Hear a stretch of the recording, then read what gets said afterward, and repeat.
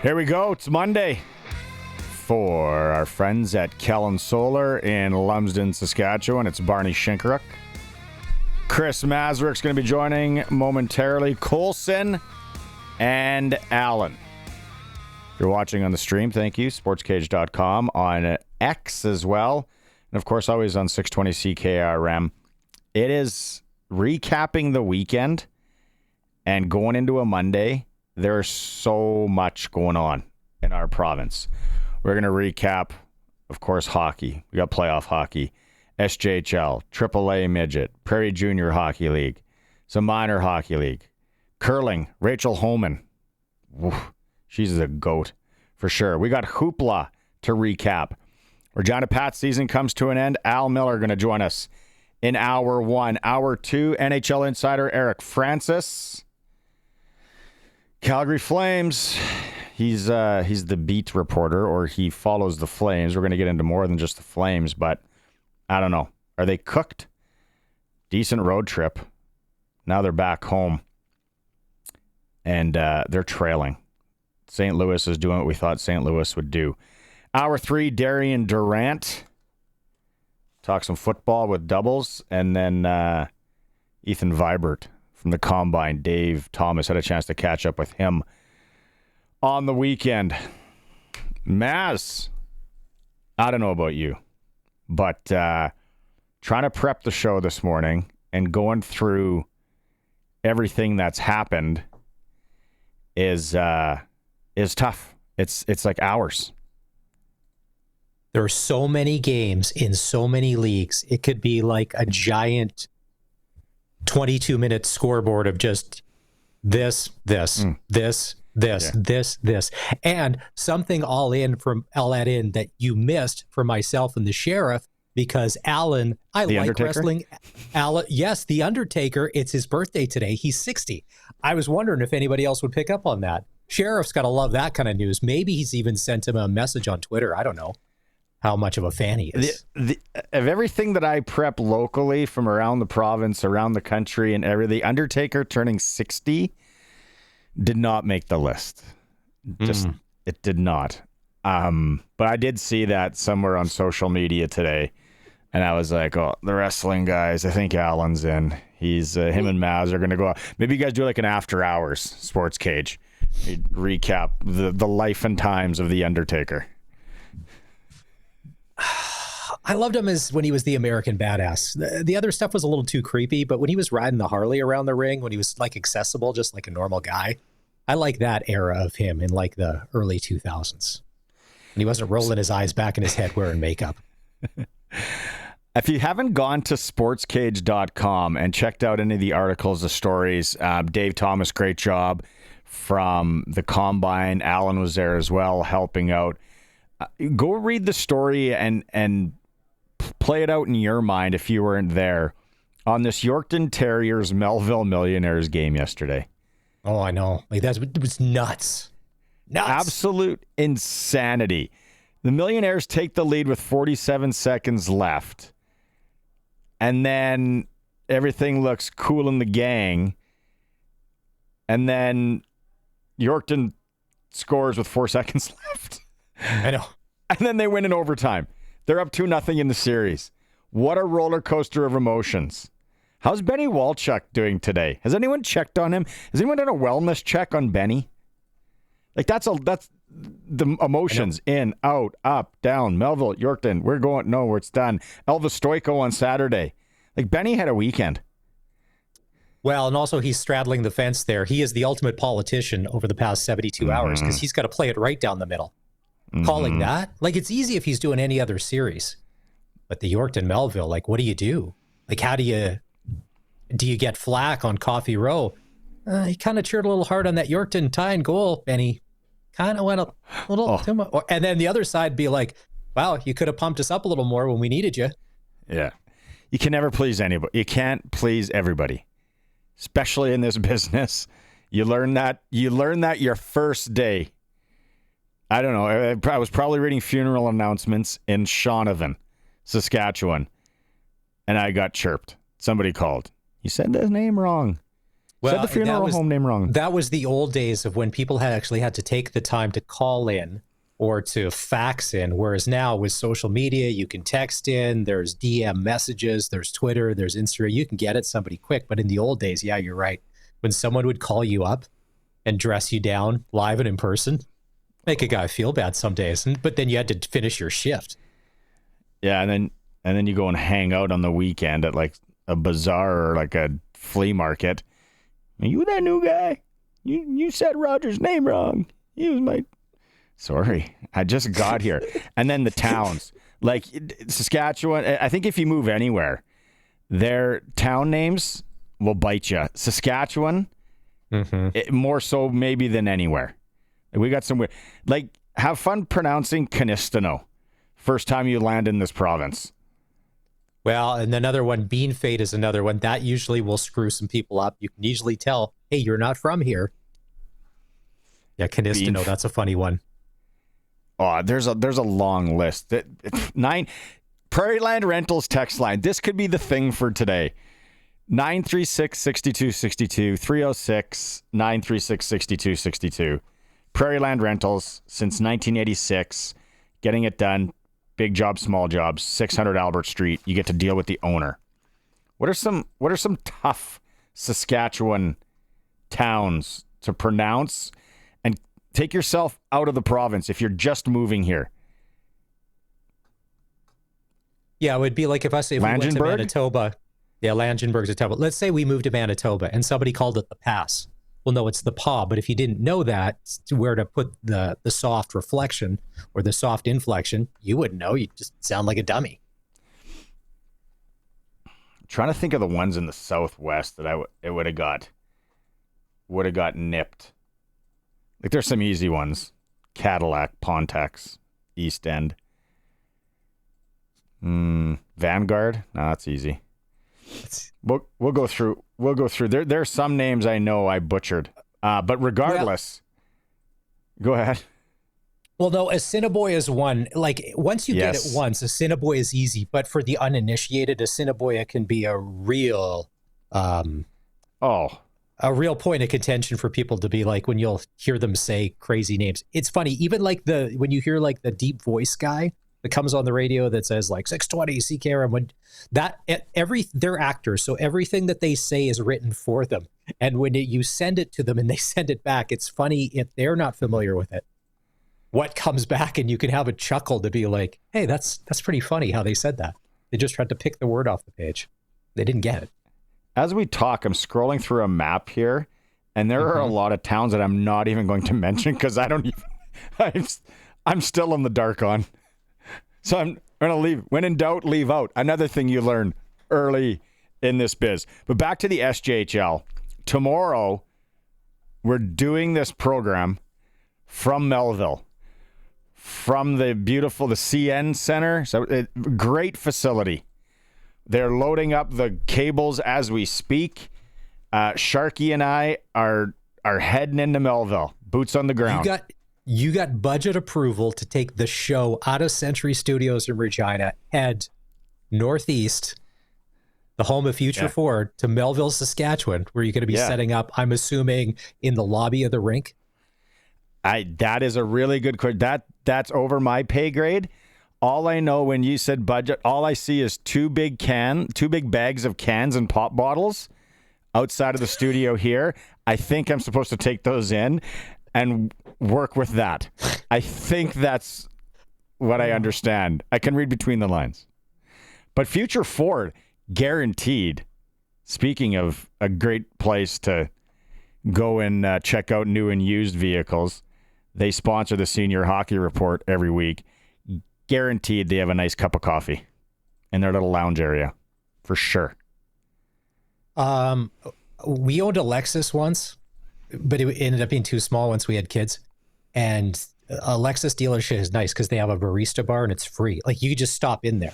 You can get coffee as much as you want, and they'll wash your car whenever you want to and clean the inside. That was a nice perk. But a good coffee in a car dealership, I think that's an underrated perk that people, I think, don't even think about or don't take advantage of enough. Small town car dealerships, and the reason I can speak on this because we both worked remotes. radio remotes at small town car dealerships. There is always, or you just go and call on your client. It's fun. It's great. Southie Mainline, shout out.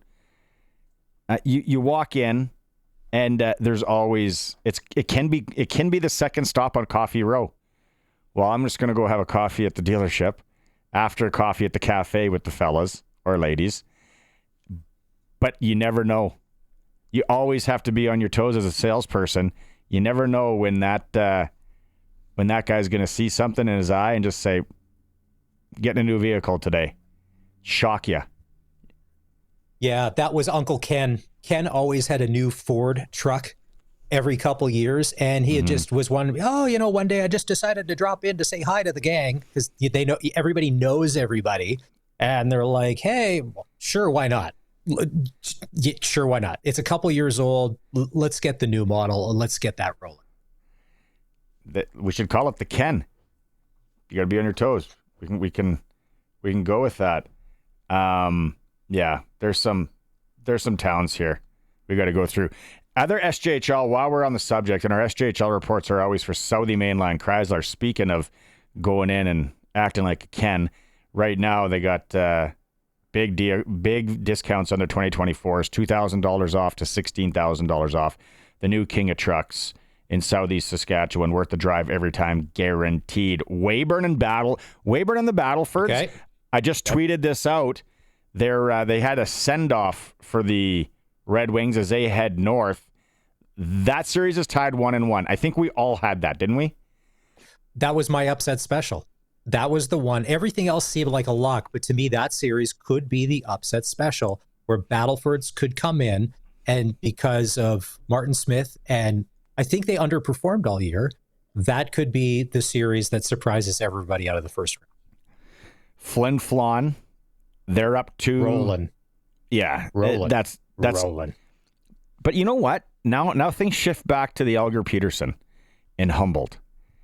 You never know. I think Humboldt wins one there. Although Flin Flon's goalie, so good. Yeah, Matt Keeper, SJHL goalie of the year. Keeper's he's tough to beat. Yeah, and then Melfort's up 2-0 on Kindersley, the number 1 seeded Melfort Mustangs. 5-1 and 6-1. Kindersley's in tough. They can't score enough goals. They just can't. They just don't have the horses. Like, yeah. I don't want to say pardon the pun, because then we're going to get into our cliches about bingo cards and me saying here's the thing and mentioning my family in Florida. I'm just going to say I don't think that Kindersley can outscore Melfort. Can I chime in? Yeah.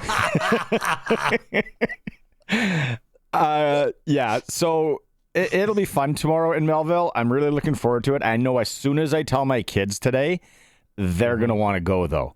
Now, do I pull them out of school for the afternoon and they come and just hang out in the Melville CN Center and then watch the game? Either of them have never been to an SJHL game. And you know it's going to be an awesome atmosphere. Do I take them?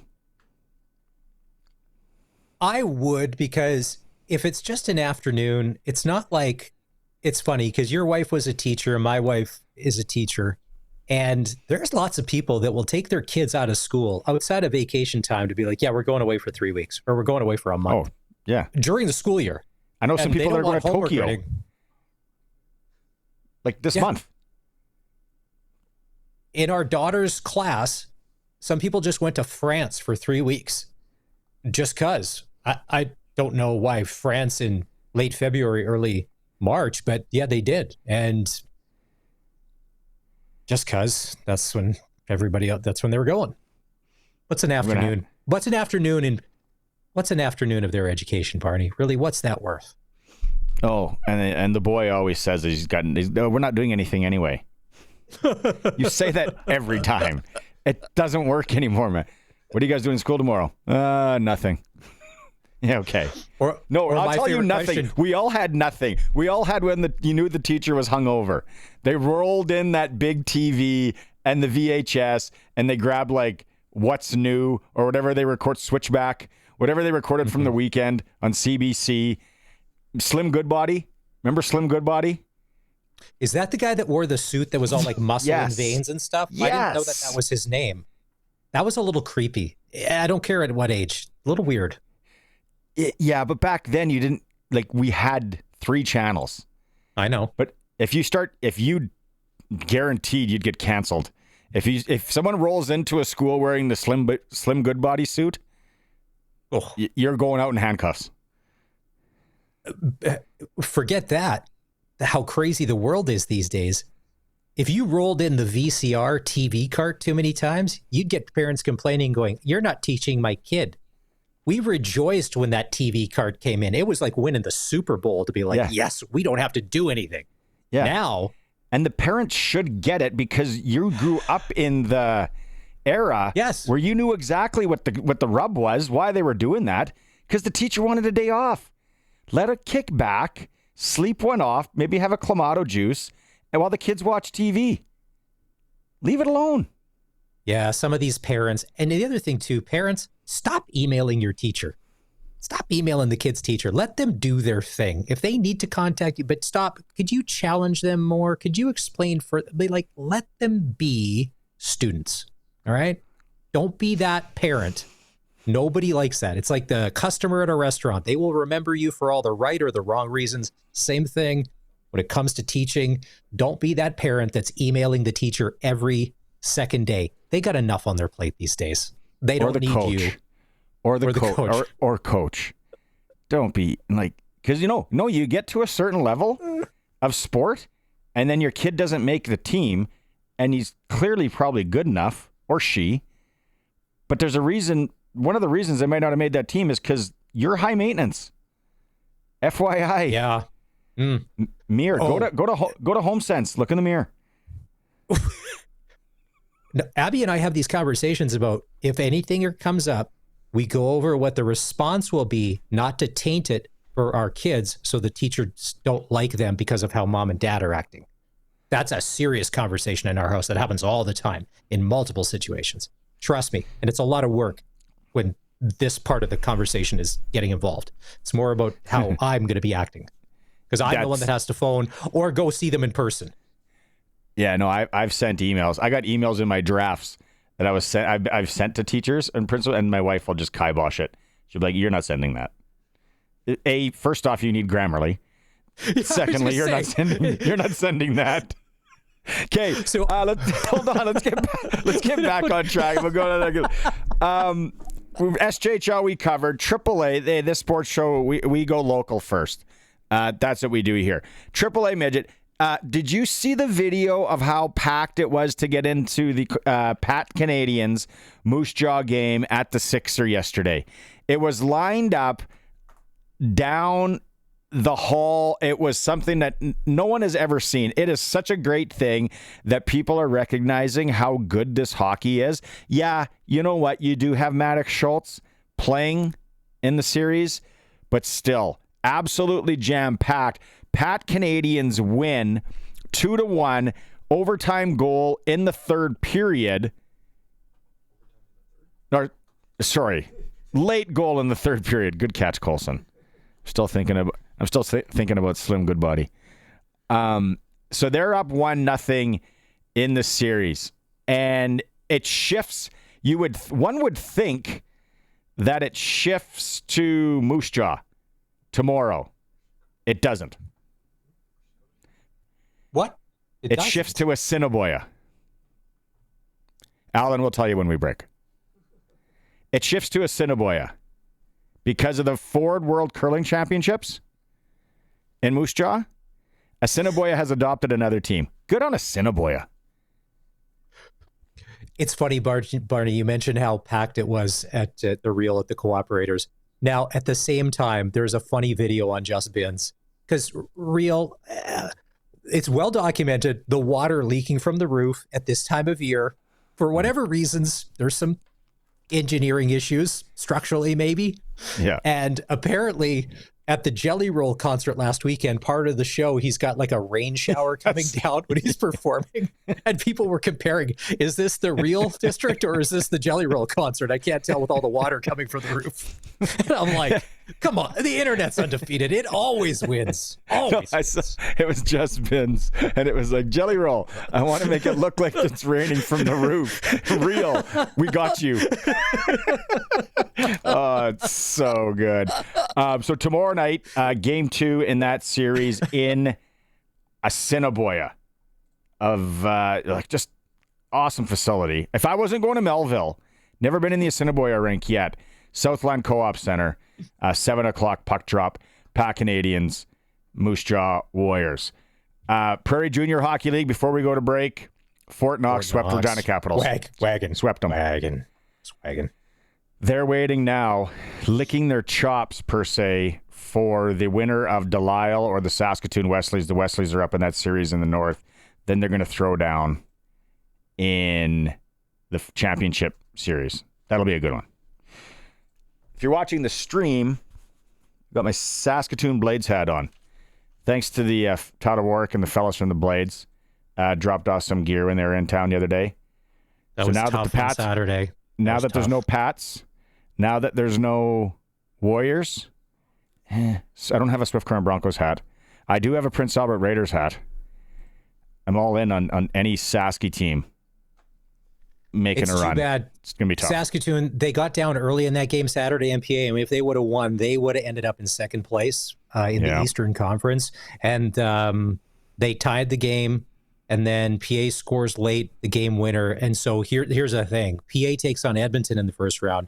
Now Saskatoon has to take on Calgary, who finished second overall. Oh, I almost went to the game in PA. That is going to be, if the Blades win, that's a tall task. Calgary's good. They're a wagon. That's a good hockey team. I just looked at the text line, 936-6262. Jeff in Regina worked with a guy who pronounced Punichi and Carobert as Caro Bear.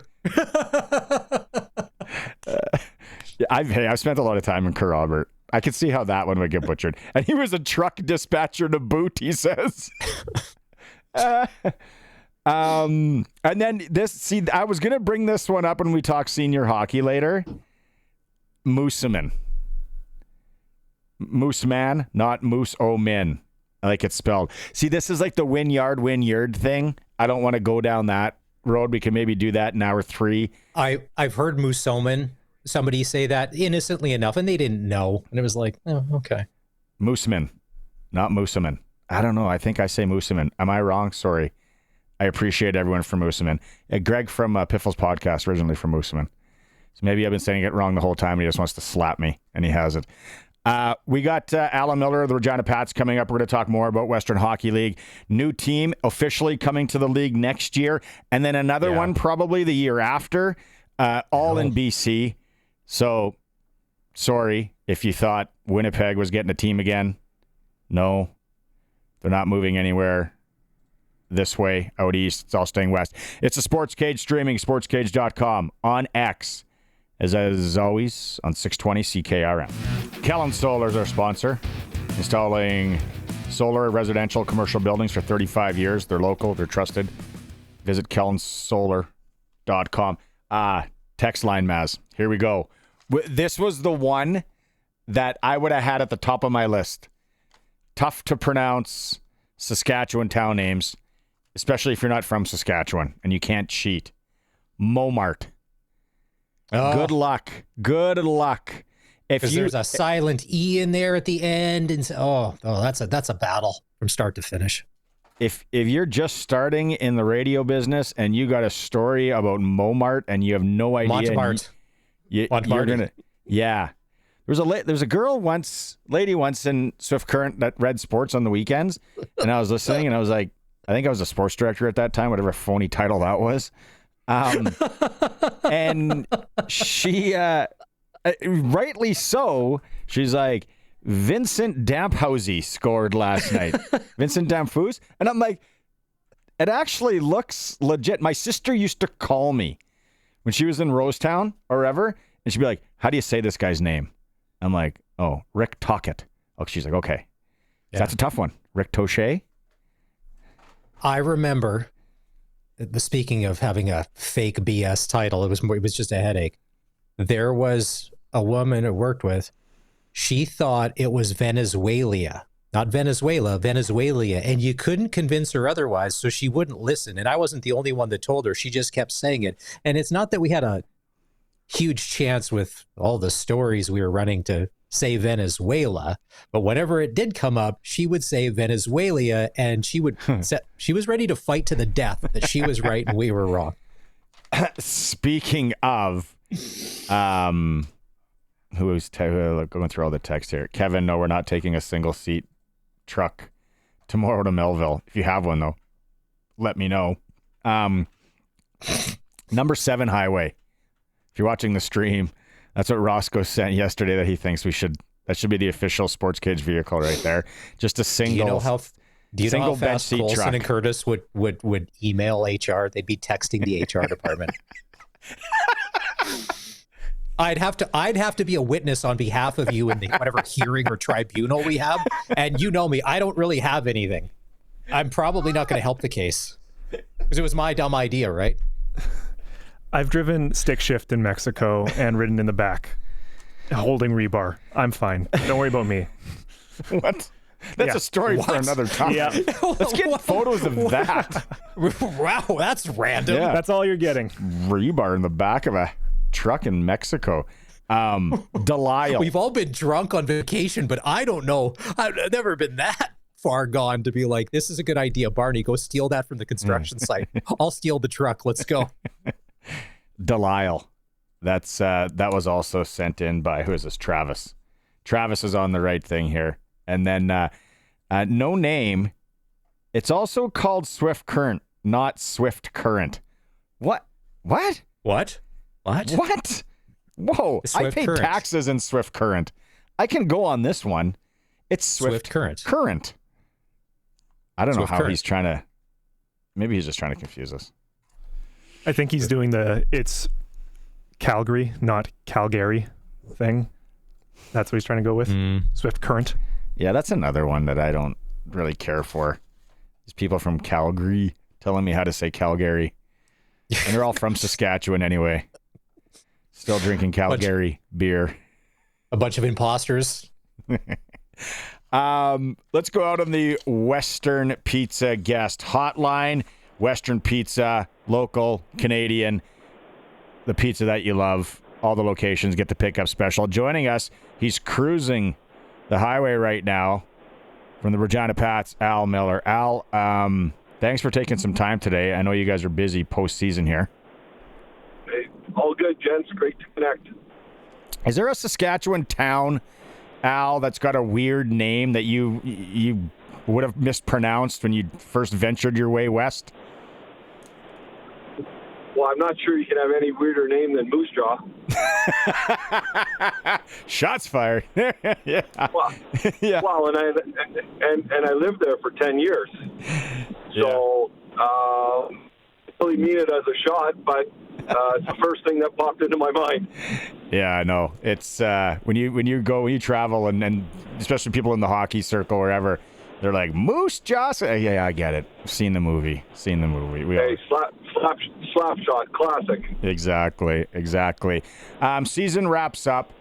Obviously no postseason for the Pats this year. We're in a rebuild. We've talked to you before, well documented on what you're doing, building. You got tons of capital, tons of youth. If I was going to ask you, what were the bright spots this year for you, Al? What would you tell the listeners out there? Well, I think at the end of the day, a few things. One, I think we're in a much better place today in terms of our build and moving forward than we were a year ago, and I think even in a better place than we were December 1. I think that on the ice, as tough as it was and as young as we were, and there was the odd long night. I think there was certain parts of the season there were lots of positives. A couple of 1-0 games against a real good Medicine Hat team, going to overtime in Lethbridge, shorthanded. And then I look at our group, and I think we were a faster team once we got through the deadline. I thought we showed that we had more talent and more skill. Just a lot of nights we were not, experienced, not strong enough. Our best players were 17, 18. Other teams' best players were 19 and 20. So, I think we got a lot of young guys, valuable experience in terms of their development and where they're going to be a year from now. We got some of our 15 and 16-year-olds into town be around our team and play some games. So I think that was important.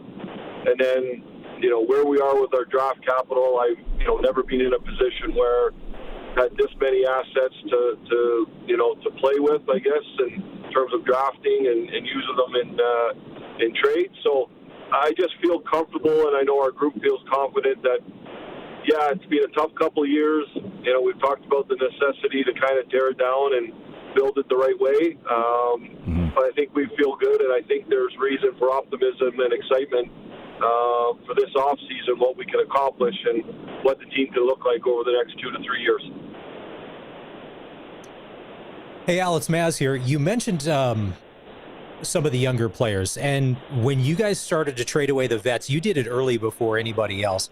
Who were a couple of people that really probably had a chance to shine once some of the veterans were gone?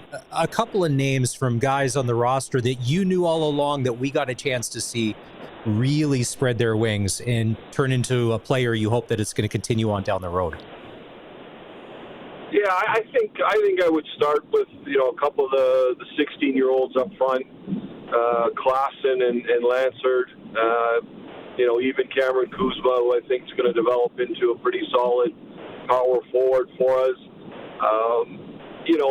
And that was part of, we went along with the moves that we made and added those young players, but we had to get to a point, before the deadline was over, that we did the roster management part to make sure that the kids were going to play. And, we just had some veteran guys that are good players, and they moved on to have a chance to be on competitive teams like Wilson and Chichkin and Chance and that.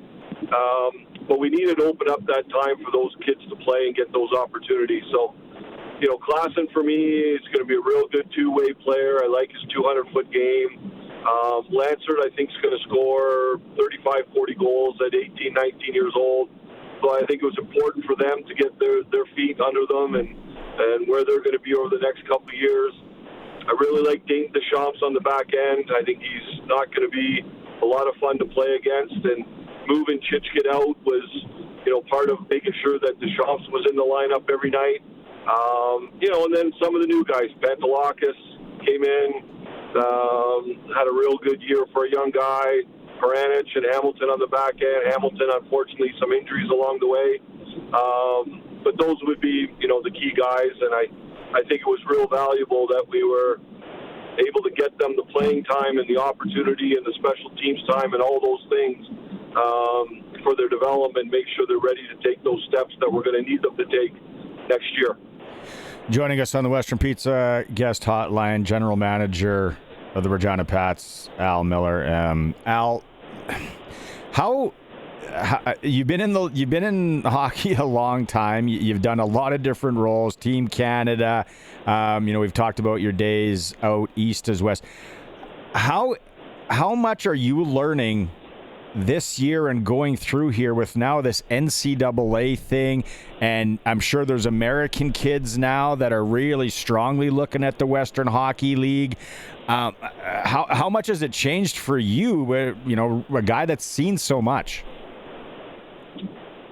Well, I think, we've kind of moved forward, in terms of that, there's newer markets that, now these young players and their families want to talk more about playing in the WHL at 16 and 17 years old. Like I think about Minnesota. Minnesota traditionally, high school hockey, USHL, Gophers, all those things. But now there's a lot more interest, and I think we've expanded our network in the U.S. in terms of scouting. We've been aggressive in terms of adding young American players to our 50-man list. We've had a number of conversations with agents and families and Zoom and team calls with families, in terms of recruiting players that we've added, players that we've listed.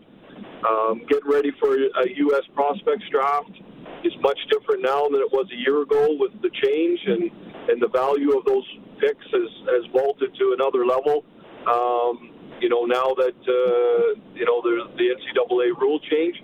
So I still think we've got lots to learn. I think, I think in terms of the focus on the younger players in the draft and adding them to come in at 16 and 17, that's just about work. That's about knowing the markets. That's about getting out there and recruiting and drafting and listing players. I think the unknown is what's it going to look like with 19 and 20-year-olds. Players, potentially leaving, how that all plays out. That's a little bit of the unknown. You've seen some things in terms of some 19 and 20-year-olds that are moving on next year to the NCAA. That's something that we'll all need to keep a handle on and work through. But for us, we've just kind of looked at the marketplace and said, hey, we've got new opportunities to add good players. Let's get to work. Nice. All right. On social media, when we put out that we're going to have you on the show this afternoon, a lot of people in the comments want to know, and we're just as curious, and we've stated this on this show before, the WHL Bantam Draft, Maddox Schultz and the Regina Pats. Not that you're going to tip your hand to what you're doing, but what's happening on that front? Well, it's all contingent. It's all contingent on a lottery ball, right? That's where it's at. They've moved the draft lottery to April 10th. It was going to be this Wednesday, but with the expansion announcement today, they pushed it to April 10th. We'll go into the lottery with the second most balls. We can move up. For one, we could move back to 4. That's where it's at. So the top end of the draft is very good. Maddox Schultz is, an elite player. Let's see how the lottery goes, and if we win the lottery, I think it's going to be a real exciting time for the hockey club. Yeah, no, for sure. I think the last time we talked to you, you're fresh off a trip from Vegas, so I don't know how your luck has been lately. But yeah, that's going to be really interesting. And one of the questions I had was April 10th. That's what I heard, that they're removing it, so that makes sense. I want to ask you about Penticton coming in, which is official as of today. Exciting. The league's growing. It sounds like we're going to be at 2014 with Chilliwack in a couple of years. How is the expansion draft going to work, Al? I think there's probably no one better to ask than you, because I'm very curious on that. Yeah, as part of expansion, there's a set of expansion regulations, and Penticton is getting to work here in terms of being able to list players that are essentially free agents. They'll go through a process to get to know the team's 50-man lists. The teams have different options in terms of their age groups and how many players they can protect. We'll submit a protected list. I believe it'll be the week of the draft that we'll submit a protected list of players, and then Penticton has the ability to select one player from each WHL team. So they will add 22 players via the expansion draft. So we've done some mock expansion drafts as a staff. We probably still have some decisions to make on the last 2 or 3 players that we will protect. Ultimately, not sure what direction Penticton's going to look at. Are they going to look at our college list? Are they going to look at younger players? Are they going to look at, adding a veteran player? Look at older players? There is the ability to talk to Penticton in advance to do a deal, cut a deal to protect a player that you don't want to lose and give them something else. So that's a process we'll be in the middle of, and we'll get prepared for early in May. Have you already done all of your exit meetings with the coaching staff for this year? What we did is we got through the game Saturday night. I met with the team 9 a.m. yesterday morning. Then we did exit meetings with our players. Got those all done yesterday. What I told the coaches was, hey guys, it's been a long year. We've got 5 months essentially until training camp starts. There's a lot of things on our plate here in terms of getting ready for the draft, and like we talked about, we've been doing some recruiting, looking to sign some players, all those things. I just told Brad and his crew there, hey, I said, step away from the game for a week or two here, enjoy some time with friends and family. We don't have to get into a full debrief and talk about everything right now. We'll do that at an appropriate time. I think this is an important time for the coaches to step away and exhale. And it's not been an easy year on the coaches, a young team, and the ups and downs. So that's the plan there. We got through exit meetings. I thought it was great dialogue, productive day yesterday, good feedback from the players, some honest evaluations on what they need to work on. And I think we'll all be better for it when we hit the ice, late next August. Right on. As always, Al, I appreciate it. Every time I get to talk to you, I learn at least 2 things. So travel safe, and then probably regroup here after April 10th or close to the draft. Yeah, I think around the draft lottery, and then lots to talk about then, and probably early in May too, as we're ramping up, and 5 picks in the first 2 rounds. So thanks, gents, and I look forward to connecting again. Right on. Travel safe. That is. Thank you. Take care. General Manager of the Regina Pats, Al Millar. All you got to do is look at his resume. That guy has done a lot in the game of hockey. The boys are telling us we got a break, Maz. Then we'll come back. It is the Sports Cage on the home of the Regina Pats, 620 CKRM. Welcome back. Always nice to catch up with Al Millar. I learned something. At least one, probably 2 things every time you talk to him. Probably my question, like a lot of people, even if they don't win the lottery ball thing to get the number 1 pick overall, would they be willing to trade? Let's say it is with Edmonton, if they win, to trade to get that number 1 pick. Yes. You think it's a done deal? Okay. What do you need? That's the answer we want. Is that, listen, it doesn't matter where the balls fall. We'll give you 8 second and third round picks for the years going forward. No. Edmonton's going to hold them somewhat hostage, but you have to. Yeah. I think you have to. I know you have to. For survival of the club. They have capital. They have some good young players. Yeah. And you know what? He's a fairly smart guy. Very curious, though, if Kelowna gets it. Because Kelowna needs the best 19-year-olds going into the Memorial Cup year, 18-year-olds. And there's a really good one from the Okanagan that plays 30 minutes from here. Where I'm at the corner of 12th and Rose, right by Bart's on Broad. So down the road. If they get... weird is it? How weird is it that both Kelowna and Kamloops, I'm trying to remember the last time both of them missed the playoffs in the same year. It's probably decades that both of them are so bad. And I mean, Kelowna, obviously, they just gave up early and got rid of anything they could because they knew that they're going to be hosting them, but they'll rebuild. But yeah, Kelowna and Kamloops not in the playoffs at the same time. John Keane's going to come on later this week. And then I think I asked him Friday, "You're going to come on Friday?" He goes, "Yeah, probably going to golf in the morning, so I should be good in the afternoon." I'm like, you know what? Okay, back to Prairie Land Rentals text line, 936-6262. A couple of new entries. How about Ben Goff? Yeah. Yeah, not easy. It's a tough not one. Easy. If you just landed here from another, province and you're going through names in Saskatchewan, Bullier also. Bullyea. Bullier. Not easy. Keep them coming. Also, I like when everyone sends us in shout-outs, local front. U18B Mustangs, league finals. Undefeated Prairie Storm they were up against. They won the series in 3 games. It was tied 3-3, 4 minutes left regulation. Mustangs killed off a 4-minute head contact penalty. That's such a subjective call most of the time.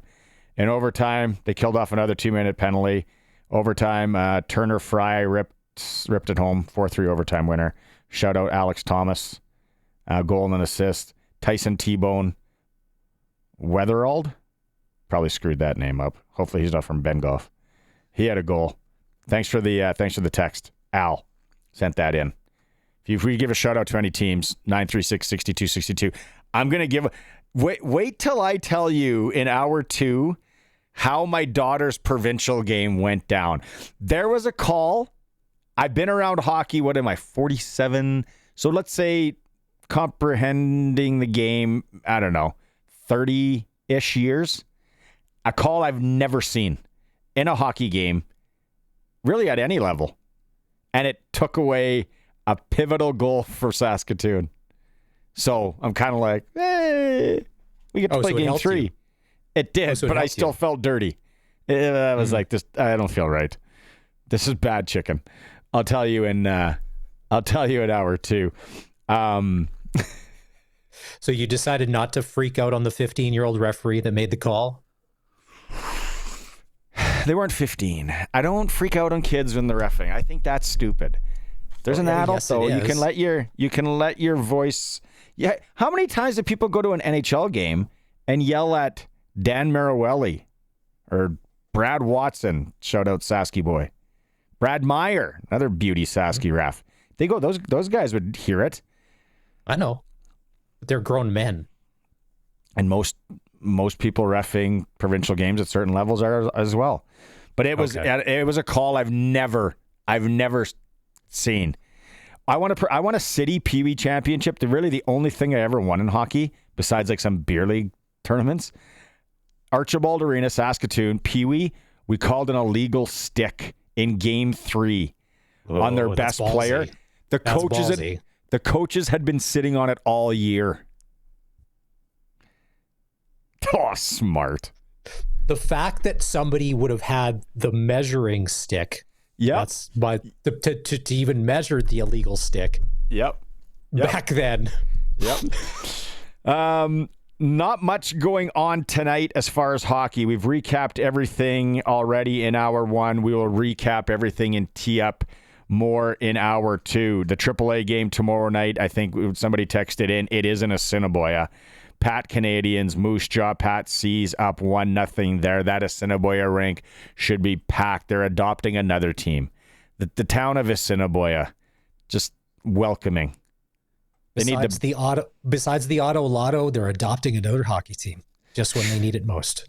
Eric Francis, NHL Insider, starts hour 2. It is the Sports Cage, streaming sportscage.com on X and always on 620 CKRM. Sports Cage on Mondays. For Kellen Solar, a lot to get to. Busy weekend. Talked to Al Millar in hour 1 from the Regina Pats, general manager, debriefing the season there, asking him about expansion, Penticton, what's going to go on. Good interview.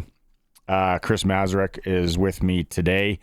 Coulson and the Sheriff Allen sitting on the other side of the room. Let's this one might go long today. So let's get going. Let's get to our NHL Insider. Now for Inside the NHL with Eric Francis on the Sports Cage. Inside the NHL is brought to you by Southie Mainline Chrysler, the newest king of trucks. Worth the drive every time, guaranteed.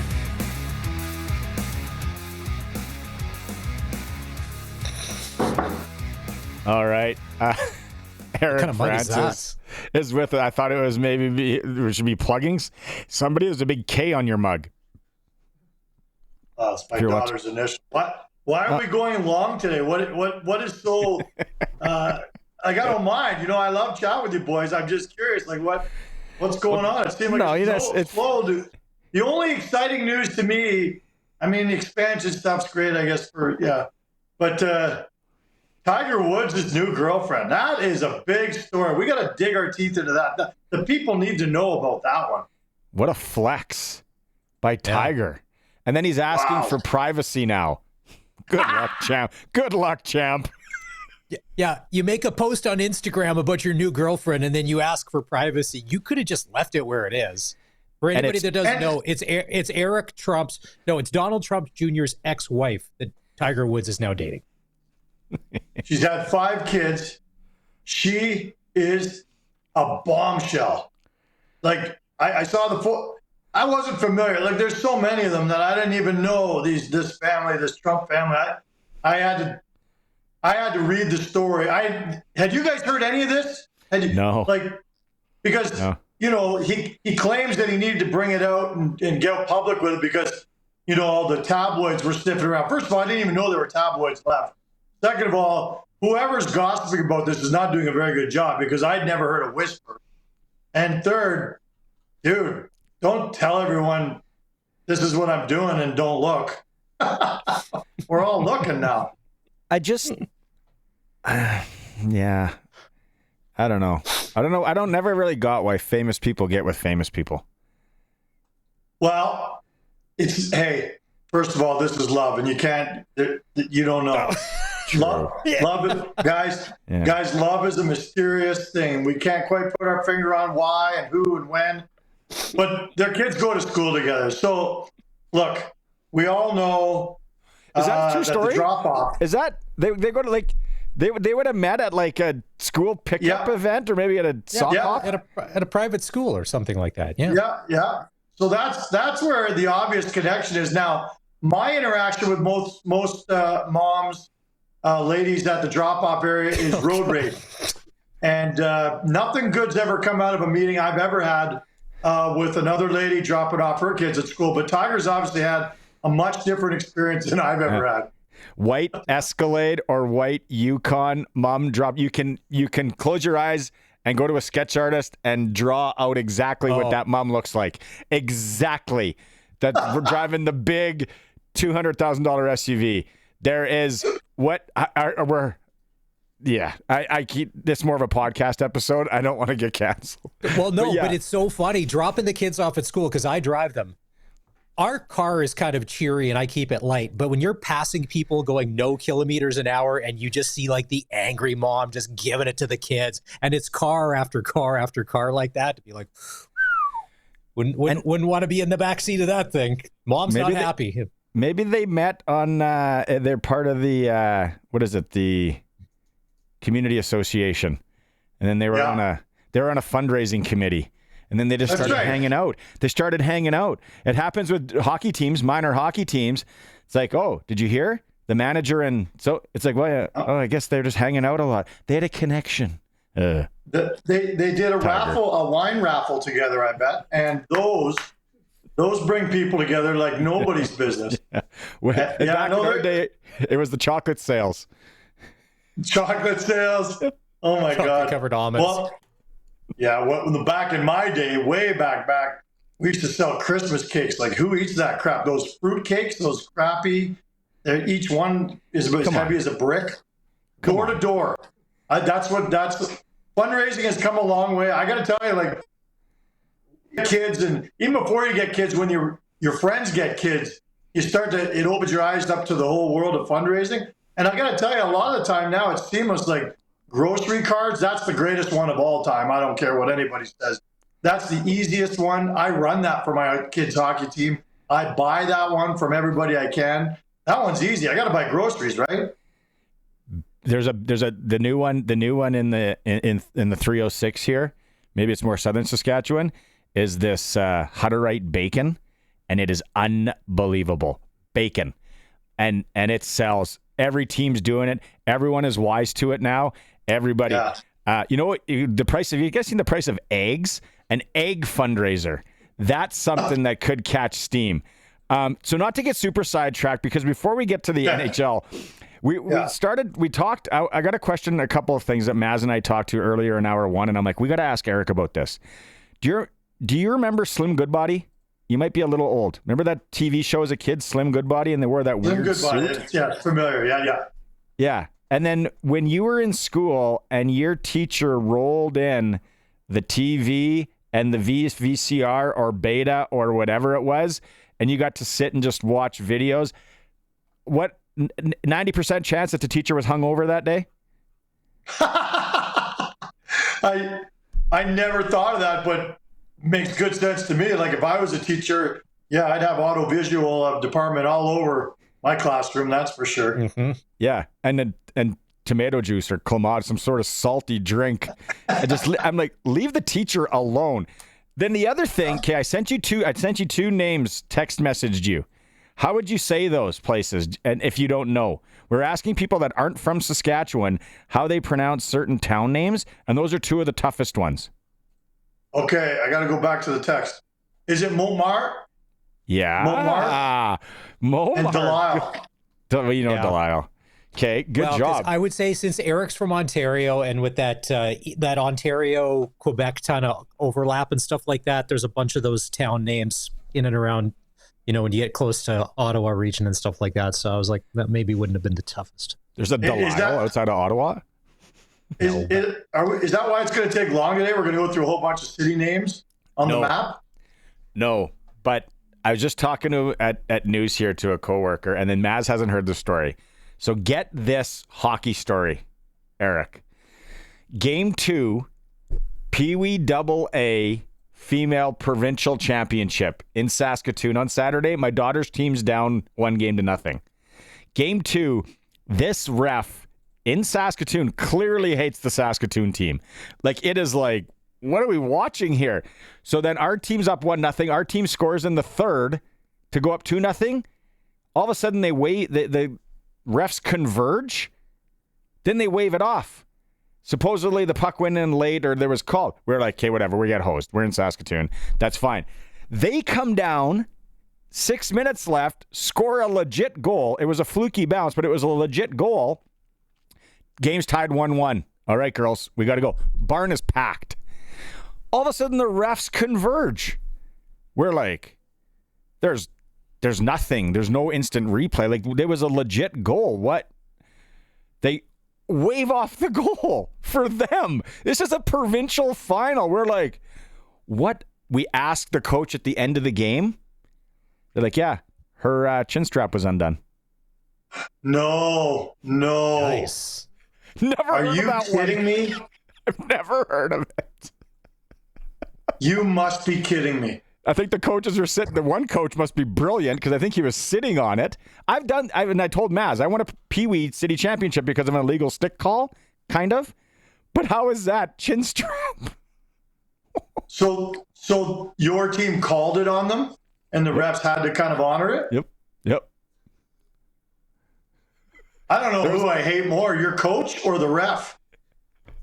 That's ridiculous. There's one for Maz, you. help me on this. Come on, help. Yeah, he's all smiles because his team benefited from it. But what if your team got hosed by it? You'd be furious right now. Don't get me wrong. I still feel dirty. I felt dirty that 2-hour drive home. I felt dirty. Dude, Leaving the west side. That's awful. That's terrible. Yeah, that's a bit of a greasy one. But Hey, like I said, rules are rules. Without rules, there's Rob- chaos. Like Kramer said, without rules, there's chaos. Robin is racing, and if you ain't cheating, you ain't trying. So, Oh my God. Okay, I wanted to get that out, and the look on Eric's face was worth it. That sucks. Hey, speaking of sucks, that start of that road trip for the Flames sucked, and then turns out I watched that game on the island. What time did that start? 9 o'clock Alberta time, and they pull it out. Like talk about being gritty and how that road trip ended. It's you got to give them credit, man. That's the first time ever the franchise has swept through New York. Wow, that's pretty incredible time to do it too. I mean, look, I'm still not convinced that they can pull this thing off and get into the playoffs, given the schedule St. Louis has and given that they're 4 points up. Flames have 3 games in hand, though. Blues are the hottest team in hockey right now. That's the problem with all this.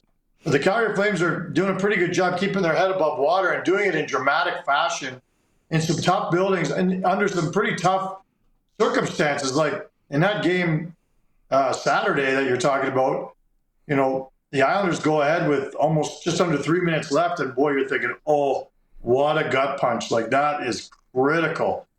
And then they tie it 29 seconds later and win in overtime. Like, They didn't have Uyghur in the lineup, their best overall player. They didn't have Backlund in the lineup. They didn't have Farabee in the lineup.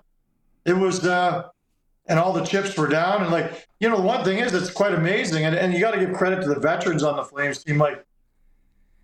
They're not overcome by the moment, right? There's a lot of pressure. This is jitters time. And if it truly was a young team, like some people think they are, then they'd probably succumb to that. But not only, are the young guys being dragged along by the veterans, but even when Wolf starts, he's completely undaunted by the spotlight. He just went through some pretty big cities. Lots of guys want to ask him about the Calder. A lot of attention on him. The playoff race is right there. He's in the middle of all of it. He's the reason they're there, and he's not faltering at all. It's pretty incredible. Eric, one of the things, because social media is the best, a lot of memes floating around today. Jonathan Huberdeau, 27 goals. Connor McDavid, 26 goals. And that's funny. And the other thing, too, is Dustin Wolf, it's an incredible story, and everyone seems to have written off Dan Vladar. But on this road trip, I think a lot of us can appreciate Dan Vladar is a pretty good number 2, 1B, whatever you want to call him. He's played some solid hockey when they've asked him to play. Is he, behind the scenes, is he just I'm a team guy, I'll do whatever I need to? Because he's coming in, he's doing his job when he does get his starts. The Flames have a hotshot goalie in the AHL, Logan Cooley, and Devin Cooley. And for the first half of the season, he had a 1.7 goals against average. He was putting up Dustin Wolf type numbers in the American Hockey League. The Flames had signed him last year. I really thought this kid could be a stud, and I think they still think that. He slowed down in the second half. My point of all that is that everyone in this city has kind of been thinking, well, next year, Vladar he'll move on. They won't re-sign him, and they'll bring up Cooley, and they'll have these 2 young studs, and they'll be set for the next 10 years for goaltending. I wrote a column a couple months ago saying I think they should, and I think they will sign Dan Vladar to an extension. He has taken on all of the toughest assignments this season. When there's a tough back-to-back, they've had 9 back-to-backs this year, guys. Dan Vladar has played the second half of them 8 times. That is a no-win situation. So you look at his record, I think he still has a losing record, but it's because he's put in these impossible situations. He's giving nights off to the real star, Dustin Wolf. It's a beautiful tandem. It works so well together, and I think they'd make a mistake if they don't keep it together next year. So to your point, I've long seen the value in Dan Vladar. I've long thought that he's undervalued, underrated, and he probably gets the short end of the stick from Flames fans here in the city. But lately, even Flames fans are coming around going, wow, without some of his great starts of late, this team's out of the playoff race. That's how crucial every start is. So, yeah, Dan Vladar is the real deal, and I think he's a tremendous backup on any team in the NHL. Should Edmonton Oilers fans, is it now they should be worried? They're not showing their cards, but it sounds like McDavid and Draisaitl out for could be out all week. Los Angeles is over top of them, I think it is time to panic. Yeah, I can see that. Take the injuries out of it, and then I would say, no, it's not time to panic.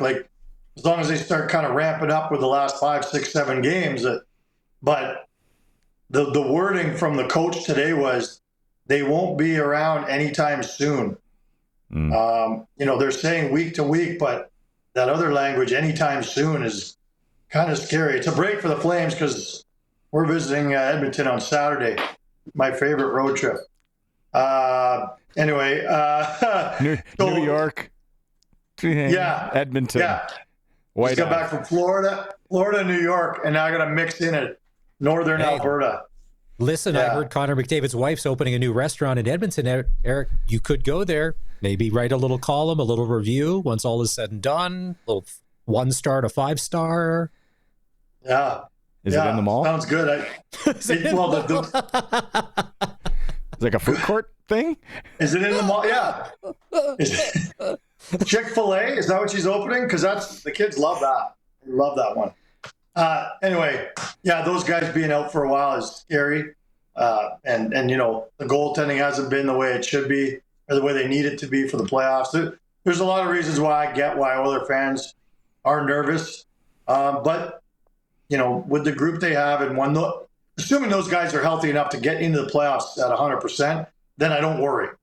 But you just wonder if their injuries are going to be longer than even any of us think. So that's the scary part to me. I just don't and this is... Remember this conversation. Yeah, I know, but I just feel like there's so much put on those two guys. And that first round could be such a grind again. And I'm starting, I don't know, is Kane coming back? No. They don't, do they, unless it's just me, I haven't watched a ton of game and I'm not Oiler hardo. It seems like their depth is really showing, or lack of depth.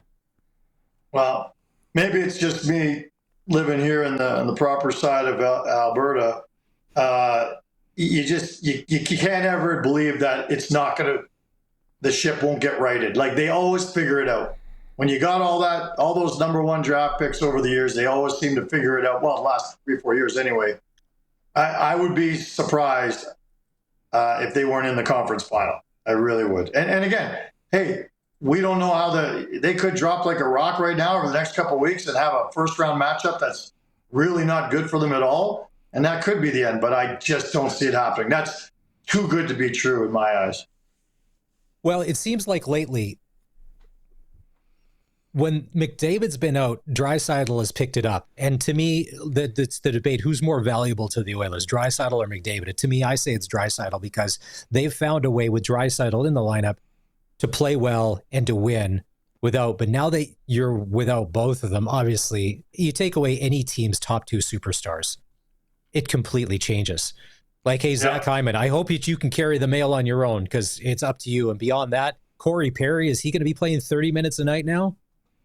Up from his 12 to 13 that he's playing? I don't know. They've got more depth than I think people give them credit for. Like, Nugent Hopkins has been really good of late. Evan Bouchard hasn't had the greatest season, but he's still an absolute stud and runs, one of the best power plays in the world ever. I really like I just think that it's such a mistake to sell these guys short. Yes, those two guys are crucially important. You're right. Any team in the league loses their top two players, things change in a hurry, but they'll be back. I'm pretty sure they'll be back, and damn it, they'll be good. I think Vancouver's cooked. What do you guys think? It feels like it to me, and not just because they haven't played great of late. And there's so much going on in that organization, in that dressing room. It's a mess, right? We all know that. It feels like they'll be put out of their misery pretty soon here. And it's mostly because St. Louis has opened up such a gap that I'm just not sure Vancouver could possibly catch them. And to catch them, they still have to jump over the Flames. And the Flames have a game in hand on them too. So, yeah, it's starting to get pretty iffy for them. And they have a pretty favorable schedule for the next three. I think they're visiting all the teams we just visited out east. But I don't see them making that jump. Yeah, tonight's the Frustrated Hockey Fan Cup, the Vancouver Canucks taking on the Jersey Devils. And after watching the Jersey collapse against the Flames, Jacob Markstrom can be so good at times. But in that game, it was the bad Jacob Markstrom, the one that every once in a while, when he would start chasing stuff, and it's kind of like, ooh, I don't know. If they play like that, they're going to make the playoffs. They won't make it out the first round if he is as inconsistent as he was the other night against the Flames. Well, Jersey's been sinking like a rock. Without Dougie Hamilton and Hughes, that's pretty tough sledding for any team. Again, those are two of their top three players, I would say. That's a pretty significant, maybe top four. It's just killer. And they've been sinking like a rock for the last couple months. Markstrom's back. But for Flames fans, it had to have been somewhat pleasurable to watch that game the other night when the Flames come back, beat Jersey, and then get an empty netter, and Markstrom has to sheepishly go back into the net on a game that he completely helped blow. The players afterward, I thought Huberdeau was great. He goes, "We love Marky, but boy, we love scoring on him." And I thought that was a really nice little classy but a noticeable way to kind of remind everyone that he wanted out. He's the one who wanted out, and they granted him the win. Think about that trade, guys. Jacob Markstrom goes to the Devils. In exchange, the Flames get a first-round draft pick this year. They get Kevin Ball, who's playing on their top pair. He's only 24 years old. And they also open up the door for Wolf to play as many games as he played this year. Pretty good move, if you ask me. Yeah. You were out there watching the Rangers, watching the Islanders. Montreal's hanging on. You got to know some Montreal fans that are just absolutely psychotic. In the East, and I'm not a fan of either team, but Ottawa, Montreal making it in, wouldn't that be okay? Well, it'd be good for my network. I know that. They'd be pretty happy. So I think, let me, hold on. Where's my contract? I think I have to say, yeah, that'd be great. Yeah, there it is. Yeah, I think it'd be great. It's in that desk somewhere. It's in the desk somewhere. Yeah. No, talking points. I'm a fan of Ottawa. I like the way they've built and everything. I'm not saying I'm not a fan of Montreal. It's too soon for them to make the playoffs. I mean, I guess every young team rebuilding can really benefit from the experience of at least going one round. But it seems like they're still in over their head for something like that to me. What was your sense of the Rangers watching them and being there? Well, you think the Vancouver is a mess right now. It's all of that, but without the drama leaving the dressing room. Like, there's stuff going on in there that's got to be significant because it's a mess. Nobody can put their finger on why that team is anywhere but near the top of the league. Like, all year long, it's been like that. If you're a jury, you're going, what could possibly be wrong? And then he goes and adds Millar and, a sublime talent and leader like that, and they still. So the other day against Vancouver, they got one shot on goal in the first period. They were booed off the ice. The Rangers fans booed them off the ice. Second period, I think they had 3 shots and booed off the ice again. And then they come back and score 4 in the third period and win the game. Can someone figure this team out? Can they figure themselves out? Again, nobody's scared of the Rangers. I'll give you one team that's 4 and done if they make the playoffs. That's the Rangers. So Saturday, watching the Habs take on the Colorado Avalanche. And keep in mind, if you think Montreal's over their skis and they're just punching above their weight at the moment, they were playing some pretty up-tempo hockey, keeping up with Colorado. And I'm like, this is good. And then you watch it go into overtime and then into the shootout. Montreal maybe is a team that nobody wants to play. That Colorado team, now that the trades, they've got it together, would they be one of the more dangerous teams in your mind in the West? Oh, my God, yeah.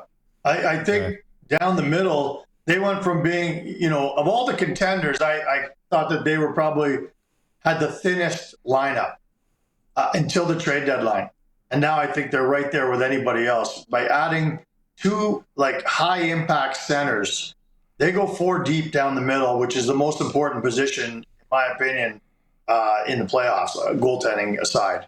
And I just think that what they did there is, I think it's scary, the depth they have there now. And I didn't say that 2 months ago. So, no, Colorado is one of the scariest teams in the West for sure. They have to be ranked, 2 or 3 in the West? I don't know. It depends how you look at it. Winnipeg's the class of the West right now, but is Dallas second or is Colorado second? I'm not sure. Vegas is tough to deny. Outside of that, I'm not sure many teams scare me, but there's kind of a 3 or 4 horse race there in the West. If you ask me. I just still for some reason feel like Los Angeles is that sneaky team this year. I don't know. Okay, before I let you go, check your phone again. I just sent you 2 other ones that people have been texting in on 936-6262 Prairie Land Rentals text line. Okay, the 2 town names. Can you pronounce those? Is that Ben Goff? Ben Goff. Yeah. Ben Goff. Ben Goff. And Forget. Yeah. Forget's a tough one. Good job, Eric Francis. Tell you what, you know what? All your life they tell you, trust me, taking French in school will pay off. Trust me, and nobody believed them. And now, right here. Yeah. Here, my advanced age on Saskatchewan radio, it paid off. Like Slim Goodbody. All the stuff we learned back in the day was good. All right. You guys have fun on Wednesday. Thanks. There it is. Oh, if you're watching the stream. That's disturbing. What a weird. That is so disturbing. No. Did somebody check that guy's floorboards? The perm is more disturbing than the costume, okay? That looks like Richard Simmons' brother. It does. Oh my God. Have I ever told you the story? I was at a radio convention once. This was really bizarre. It was in Dallas, Texas in the early 2000s. And the two guest speakers on one day within an hour of each other, number one was a young punk who had just sold broadcast.com named Mark Cuban. And then the guy following up after him was Richard Simmons. Oh my. He led everybody through like a 40-minute in a giant hotel ballroom, like jazzercise session. It was the most bizarro thing. Rest in peace, Richard Simmons. Did you know? R.I.P. Yeah. He does look like Richard Simmons' brother that just couldn't quite make it down south. They brought him up to CBC. Yeah. Did you know Mark Cuban's grandpa invented the Cuban lunch? That little treat? That is not true. It is not. All right, Eric. Erroneous. Have fun with Maz on Wednesday. Talk to you next Au Monday. revoir. Do your See you chin later, strap up. mes amis. Do your chin strap up. Yes. Slime ball. Strap up. There's a story Love for you. NHL insider Eric Francis for Southie Mainline Chrysler. The new king of trucks in Southie Saskatchewan right now. 2024 inventory, price to move. Unbeatable discounts. $2,000 off to $16,000 off. Worth the drive every time. Guaranteed. Let's go to break. Come back. Clutch performer. Mine is. It should be the coaches of my daughter's team, but I am going female hockey for mine. I'm going female hockey for mine. Okay, and then finish the story, because if we're tied one game apiece, we've got to know like how the rest of this plays out. Saturday, it shakes down Saturday here. Okay, at the Ritchie. Hopefully they got the popcorn going. It'll be awesome. I guarantee their chin straps will be done up. It's a SportsCage streaming, sportscage.com, X, and on 620 CKRM. All right. Clutch performer, Nick Service, Emerald Park. I'll start the first one. Couple of gentlemen from the Yorkton Terriers last night. Tate Schofer scores with 4 seconds left.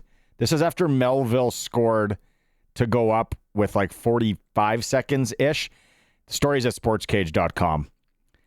4 seconds left, tie game, and then David Coyle scores the overtime winner. Heartbreak Melville. Game 3 tomorrow. Yorkton's up 2-0. I want to know how Elvis Stoico did on Saturday too. I'm really looking forward to talk to Benny about that tomorrow. How was Elvis? That's why they couldn't play game 2 Saturday in Yorkton. Elvis Stoico was with some skating touring group, and he was out there twirling. Good on him, for starters. Now I'm picturing Elvis Stoico in a Slim Goodbody suit out there on the ice. Well, there's certain athletes that could pull that off, because for the average person, that doesn't. There's no secrets when you're wearing that. You're not hiding. You're out there. Yeah, you're not. Trust me. If you're the guy that wears the black hoodie and you're always pulling away, you're at the gym. Speaking of the gym, we'll get to that later. I got a couple of crazy stories. If I could have made some videos this weekend, but I don't want to get kicked out. You can't be the guy making videos in the gym. But I'm like, it's for the Sports Cage. Honest, this is for content purposes. Anyways, my clutch performer, it's a trio, because yesterday it was all them. Maddox Schultz, Eli Johnson, Jonas Sivertson were in on both goals. They did all the scoring yesterday when the Patsies beat the Moose Jaw Warriors to go up 1-0 in that SAS AAA midget final. And could you imagine, now keep in mind, Sivertson's a PA Raider, Maddox Schultz, we don't know yet, but could you imagine if those guys could play together for the next couple of years, just the damage that they could do? Well, Sirkin and Schultz played together last year for the Regina Pat Blues, and they both had like 190 points each. Exaggerating, I get it a bit, but they were unreal. In that game also, I'll give a shout out to both goaltenders, the goaltenders. Taylor Tabashniuk, 26 saves for the Patsies, but Luke McKechnie on the other side, 35 saves in the loss Not sure if he's related to the hand model from the Seinfeld episode. But 35 saves from Luke. They go game 2 tomorrow. Remember, people, it's in Assiniboia. Yeah, if you check the SAS AAA site, it says Temple Garden Center, but because they're putting the ice in for curling, it's not available. That's why the game's gotten moved. Yeah. And I'm just, like I said, sportscage.com has a recap of that game if you want to go to there. Okay, so my last one. If you're watching the stream, and if not, I'm going to talk this out. It was like craziness in the NCAA Women's Hockey Championship. A puck was covered in the crease, so Wisconsin gets a penalty shot with 18 seconds left. Her name is Kristen Sims. That move could be illegal, actually, because some people are saying it wasn't moving forward. But this could be one of the sickest shootout moves. Go up and look at it. I retweeted it. The goalie's like nowhere to be found. Like, look at her hands on bad ice with 18 seconds left. If that puck rolls, she's schlachtrafu, as my mom would say. That was, and then they go to overtime, and Wisconsin Badgers, they won the national championship. Kristen Sims is her name. That was a sick goal. What do the kids say? She slaps. Good job, Colson, getting that up. That is Clutch Performer. Nick Service in Emerald Park, your local Massey Ferguson Challenger, Rogator, Gleaner, and Fent dealer. Call 781-1077. Let's go break time here. Can I add a last minute Nick Service Clutch Performer? My neighbor on the weekend, on the cul-de-sac, brought out his motorcycle on Saturday morning, and it was like exactly 10 o'clock when I got home. And he just sat there and he started up and he just revved it for like 15 minutes. He didn't go anywhere. He eventually wheeled it back in the garage. He just sat there and he just revved his motorcycle for 15 solid minutes. And his wife's a nice lady. He seemed like a decent guy, but it was just like, is it a neighborhood flex? It's almost motorcycle season. He just was out there just revving the you-know-what out of this spark thing. Plugs in. Is out there. Is he there all the time, or does he work like 7 out, 7 in? No, he's home all the time. I see him at school dropping off the kids and stuff. And it's not like a Harley or anything like that. It's like a Honda or something like that. But he just sat there and he just a Vespa. It was like a rite of passage. He just sat there and it was like, you know, when you see somebody that smokes a cigarette and enjoys every drag, like they're just enjoying the whole situation. He just sat there. It was like therapy. Because I was watching out the window because we're nosy like that. And I'm like, just again and again and again. And then he shut her down and wheeled it back in the garage. Didn't even drive it. He just pushed it back in and then closed the garage door. And I didn't see him the rest of the weekend. Okay. Oh, sorry. Sheriff and Colson want to get in on the Clutch Performer for Nick Service. Okay, the guy I was going to go for is Wyatt Hendrickson beating former Olympic champion, former WWE superstar Gabe Stevenson to win the NCAA male heavyweight championship. What? So the one guy's in NCAA and he's a former World Wrestling Federation guy? He did. Yeah, he got signed, but then they released some. He did win it previously, and then he also won in the 2020 in the Olympics. Oh. Those guys in those singlets, and then they get cauliflower ears. I saw this. This was pretty impressive because this was like a real long shot. And then he comes through and he ends up winning.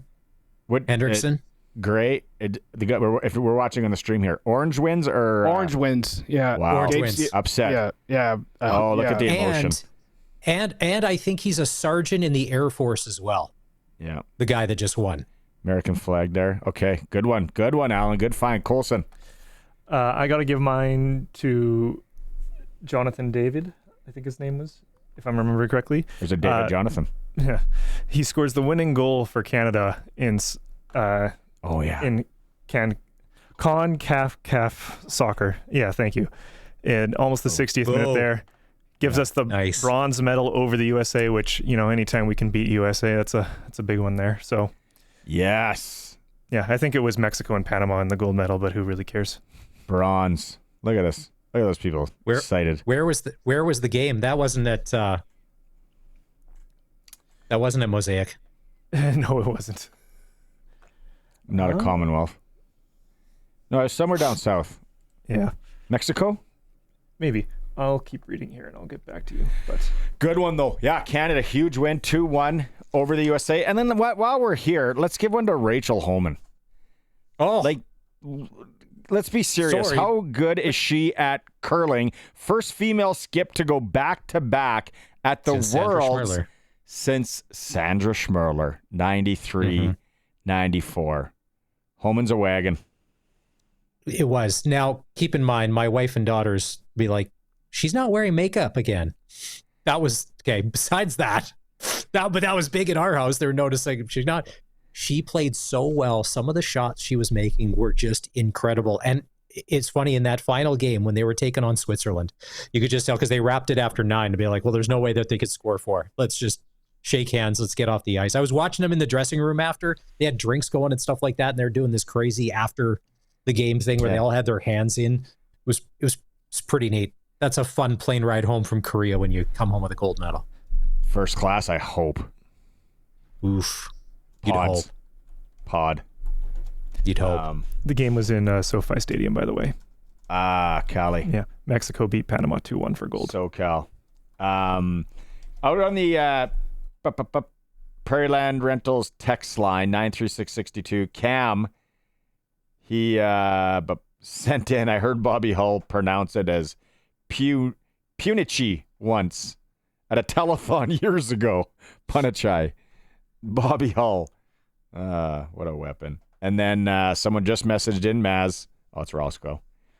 My neighbor revs his motorcycle like that. Fires up my steel chainsaw. And is Roscoe saying he fires up his chainsaw? Yeah. Well, fight fire with fire, Roscoe. It's only one way to do it out there in Kindersley. But, yeah, motorcycle. Now, in Regina, I'm sure, I don't know if you guys have seen, you got to keep your head on a swivel construction time. Oh, I know. I took the wrong way to work today. I'm like, oh, I knew this was coming too. And I guarantee I'll take it. I'll take the wrong way on the way home. In the next 2 hours here, I'll forget.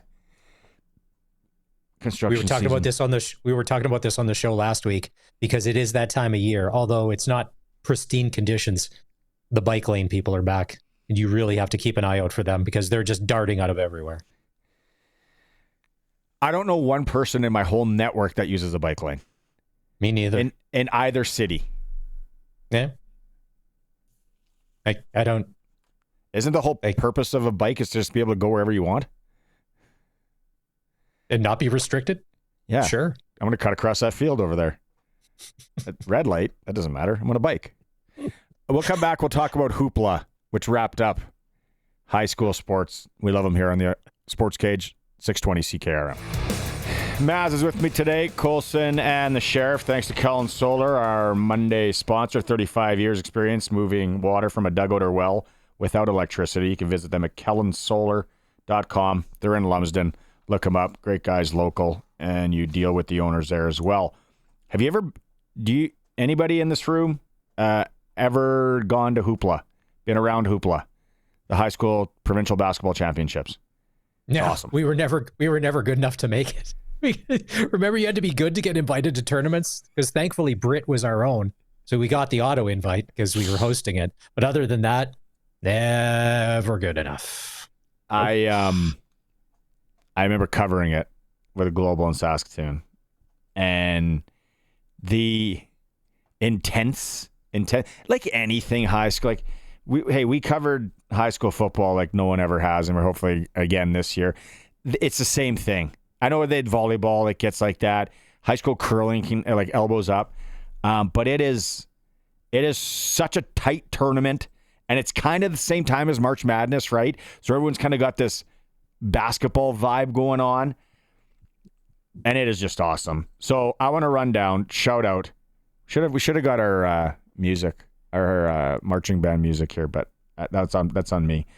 Girls 1A champions Priestville. 2A, St. Brew. 3A, Wynyard. 4, Harvest City. I think they're from Regina. And the 5A girls champs, the Laboldus Golden Sun. That high school has got a lot of banners in a lot of different sports. Like they're good at a lot of stuff. I got notes here. St. Brew in the 2A girls, St. Brew beat Wilkie 49-47. 2-point game. That would have been off the charts. And then on the boys' side, Porcupine Plain, 1A. Saskatoon Christian School in the 2A. Man, the Christian schools are good. Because in the 3A, Regina Christian School won. 4A, Maz, your boys from Moose Jaw Central dumped Regina Johnson in the championship game.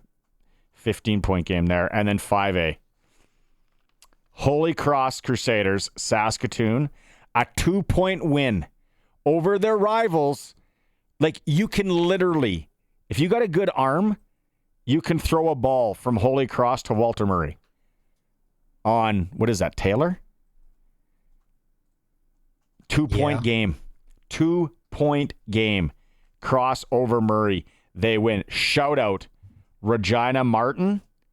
They picked up bronze. That's what happened at Hoopla.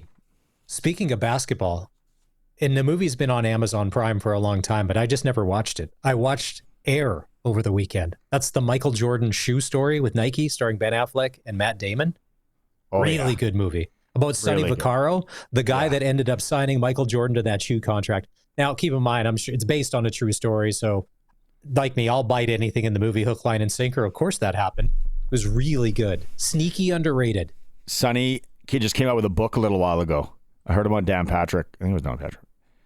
Talking about it. That's an unreal story. Mm-hmm. Visionary, right? And the risk. The Jordans had no business signing with him. That's the other thing. It was Adidas and Converse. But the thing about the Sonny Vaccaro, the year after, like in 91, they won their first championship. Nike fires Sonny. And then he goes to Reebok.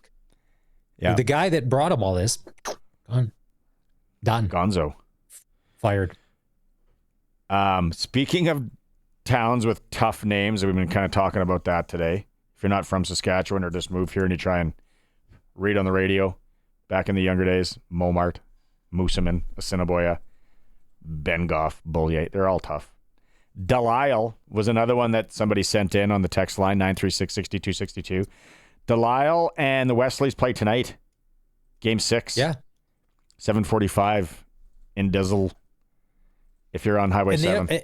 And in a commercial we just ran, if you were to read it, it could be Dafo, but it's Dafo. Dafo. Right up against news here almost. 5 o'clock. We start for Campbell Safety and Consulting. Darian Durant. You got a lot for Darian today? Should we ask him who he's going to vote for in the upcoming federal election? Yeah, no, I always save that for Wednesday when you have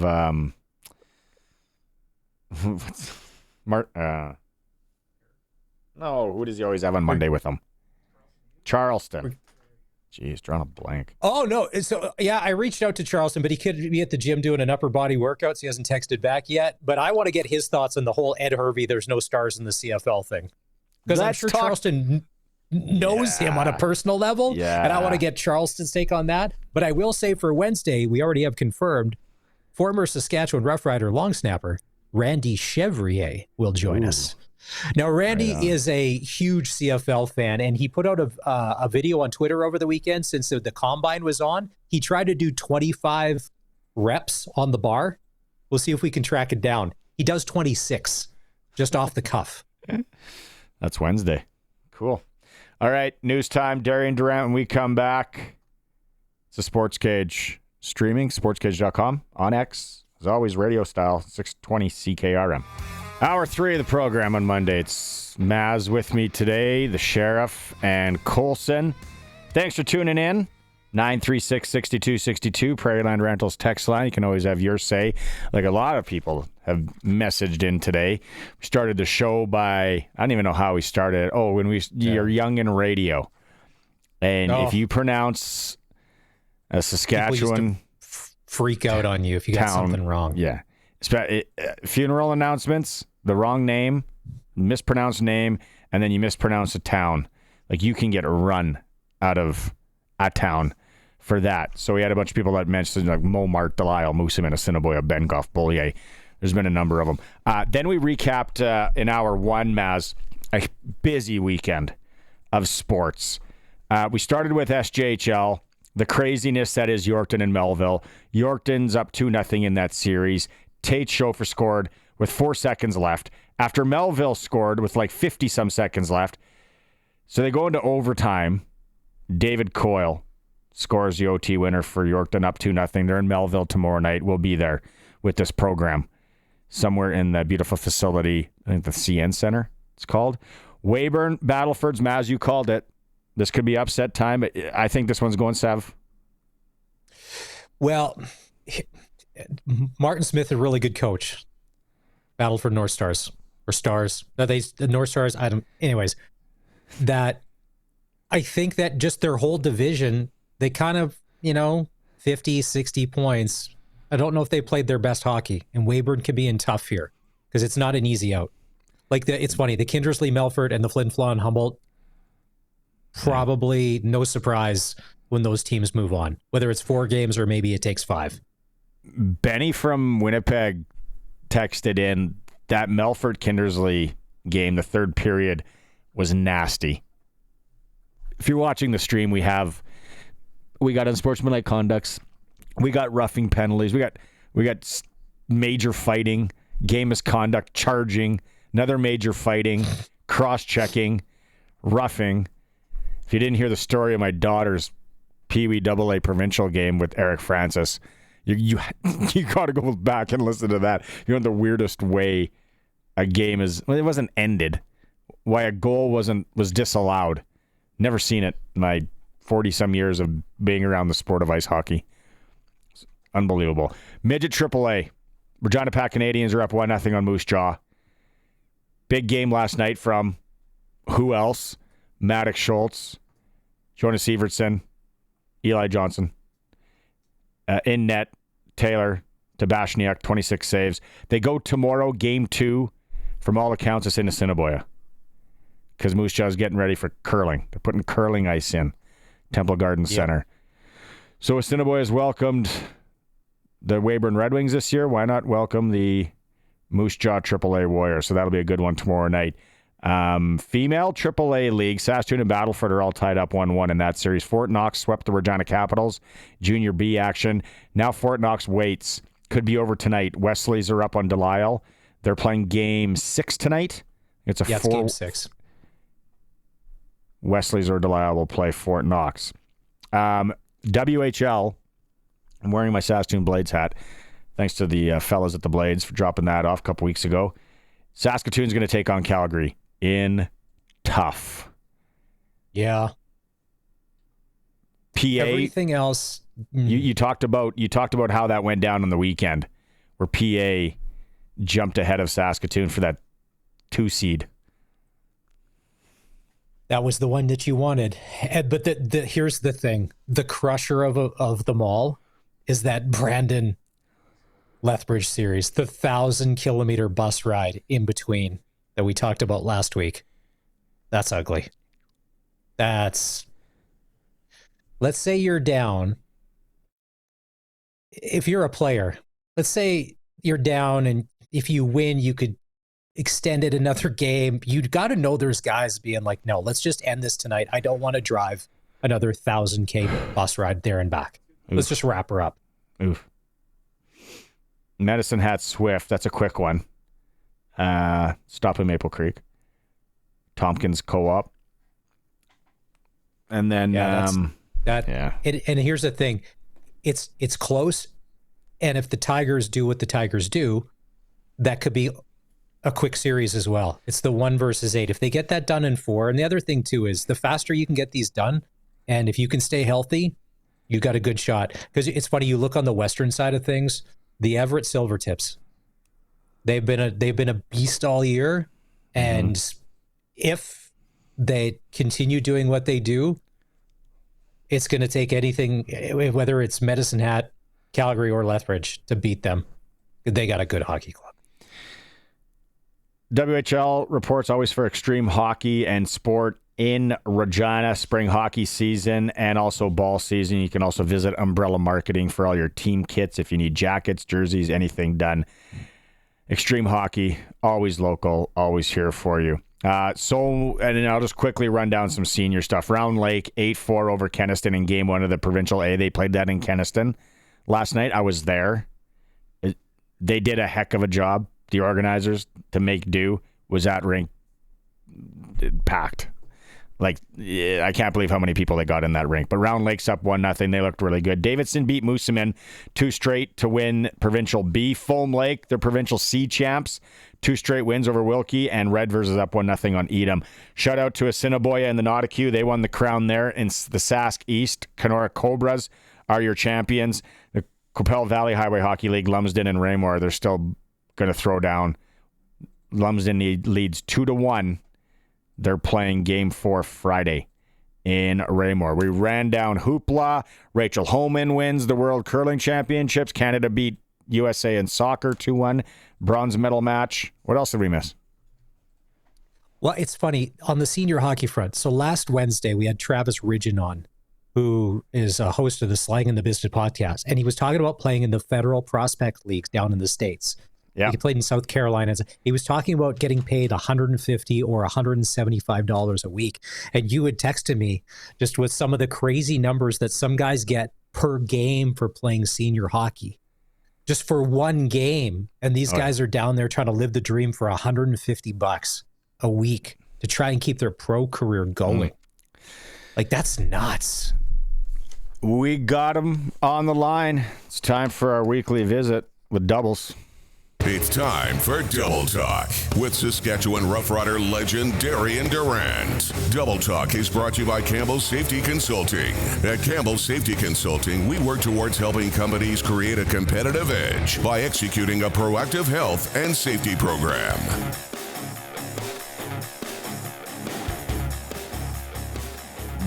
Darian, nice to see you there. Maz and I were talking about this just as we went into break at the top of the hour. I am so curious to get your take on the Ed Hervey situation.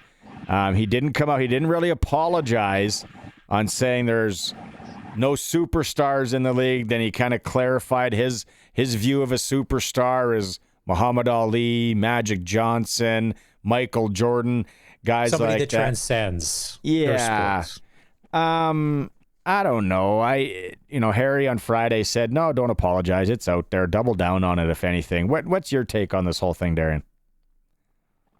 You know what? It's tough, man, because, if you're looking for a generational player, I think the league hasn't seen one of those since, Anthony Calvillo or Ricky Race. So, I can kind of see where he's coming from. At the same, give you your livelihood, right? You don't want to, step on the league that gives you your livelihood. So I don't think, I don't like it. It was kind of distasteful. But if you think about where he's coming from, or I'm sure he'll double down on it, like you said, there really isn't a transcendent type player in the league right now. So I could kind of see both sides of it. But here's the weird thing. So it's Combine weekend. He's going to be interviewing guys. Now, I wonder if anybody had the stones to ask him. Not that they want to jeopardize their pro career, to be like, Ed, come on now. Like, if I come and play for your team, are you going to be tearing me to shreds for clicks and sound bites, for likes and TikTok views? Like, is this the kind of, it kind of does set the tone for what life may be like if you're going to be an Edmonton Elk. That with Ed, Wildcard Hervey running things, you never know. The roller coaster ride, going to go up, it's going to go down. Yeah, especially for a guy like Trey Ford, I would say, who is an up-and-coming star in the league, who has the potential to be one of those type of players, right? You know, for your GM to say that and, you know, show that he kind of doesn't see you as that type of player, you know, I don't like that. So, you know, it's kind of questionable for guys who are entering that organization to really feel like you have the support and backing of the higher ups, because, you know, when you say things like that, it definitely makes guys think twice about wanting to prolong or wanting to begin their career in a place like that. I think it also could work the other side, the other way too. It's like, you know, you look at other sports, sometimes you want just a straight shooter, you know, someone that's a little bit of an open book. It's like, don't sugarcoat it. Don't be phony baloney. You know, which personality am I getting on this day? Just, you know what I mean, Darian? Yeah, for sure. I mean, if you want to look at it like that as well, but as an athlete, let's say you're in your 4th, 5th year in the league, you know, and now you're entering a situation where it's time for you to get paid and really get paid. And you want to get paid like the upper echelon guys, the guys who are kind of your transcendent guys.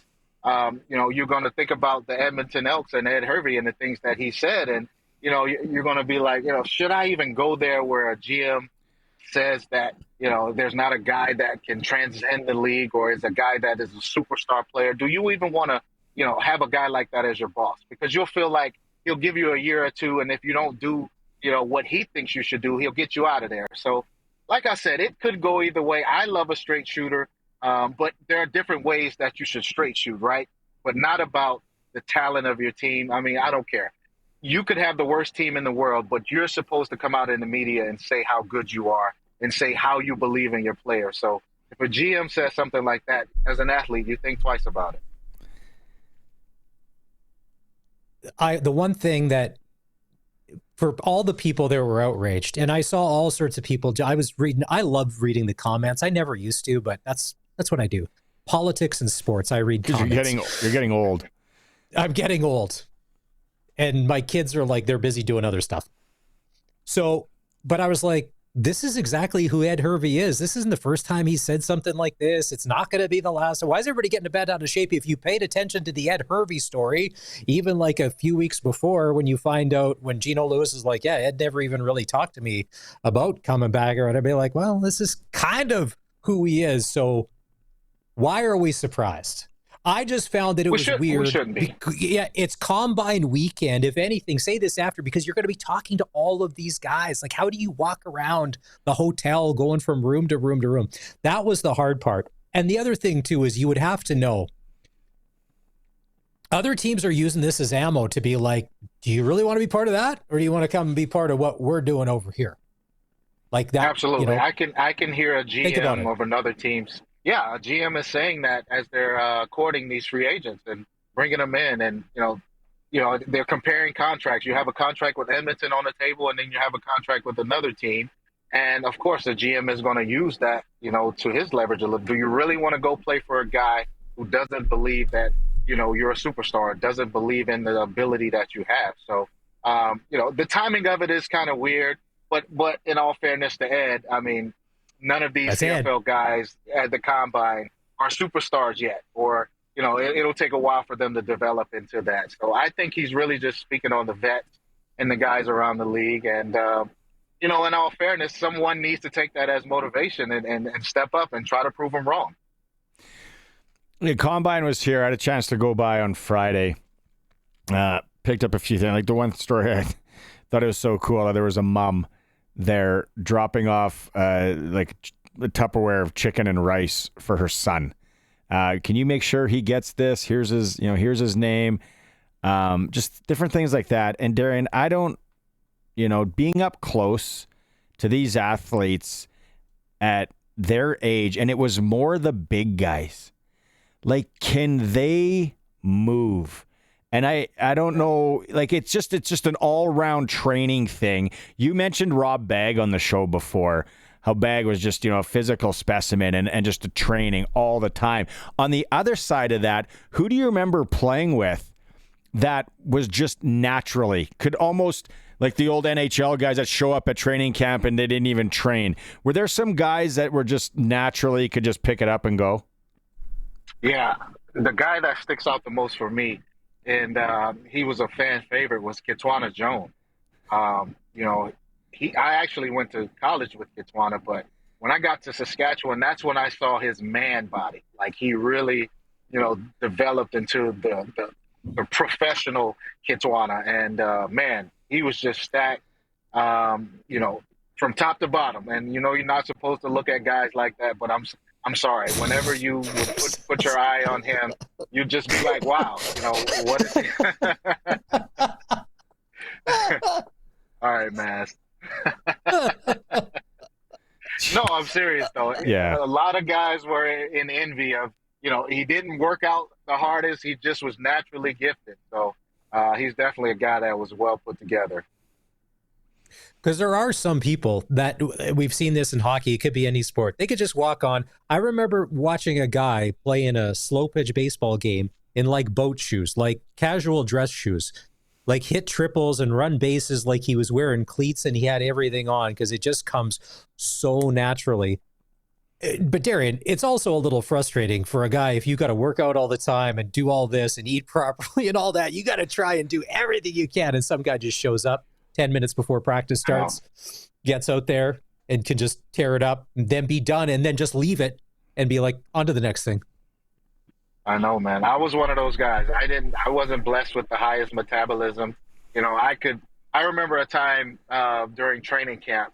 You know, during training camp, we would always weigh in every other day, right? You know, the strength staff and the coaches always wanted you to make sure that you're keeping your weight under wraps.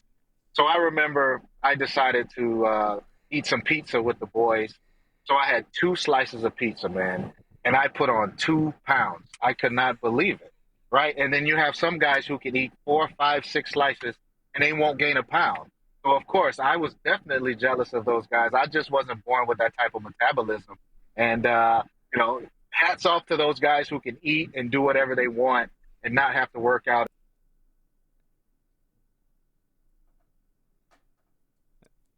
I'd fall into the category like Darian, that if I look at something like that, I'll gain weight. I am not genetically. Okay, as you guys both have no idea. What was hey? While we're on this, what was your go-to pregame meal, Darian? If we had an early game, I would go with steak and eggs. If we had a 1 o'clock or 2 o'clock game, that way I can get in, you know, a good breakfast early on. But later in the day, I was I would stay with the steak, but then I would go with the potato. You know, I would get a little bit more carbs, a little bit more energy, and go with that. But steak was my go-to protein on game day for sure.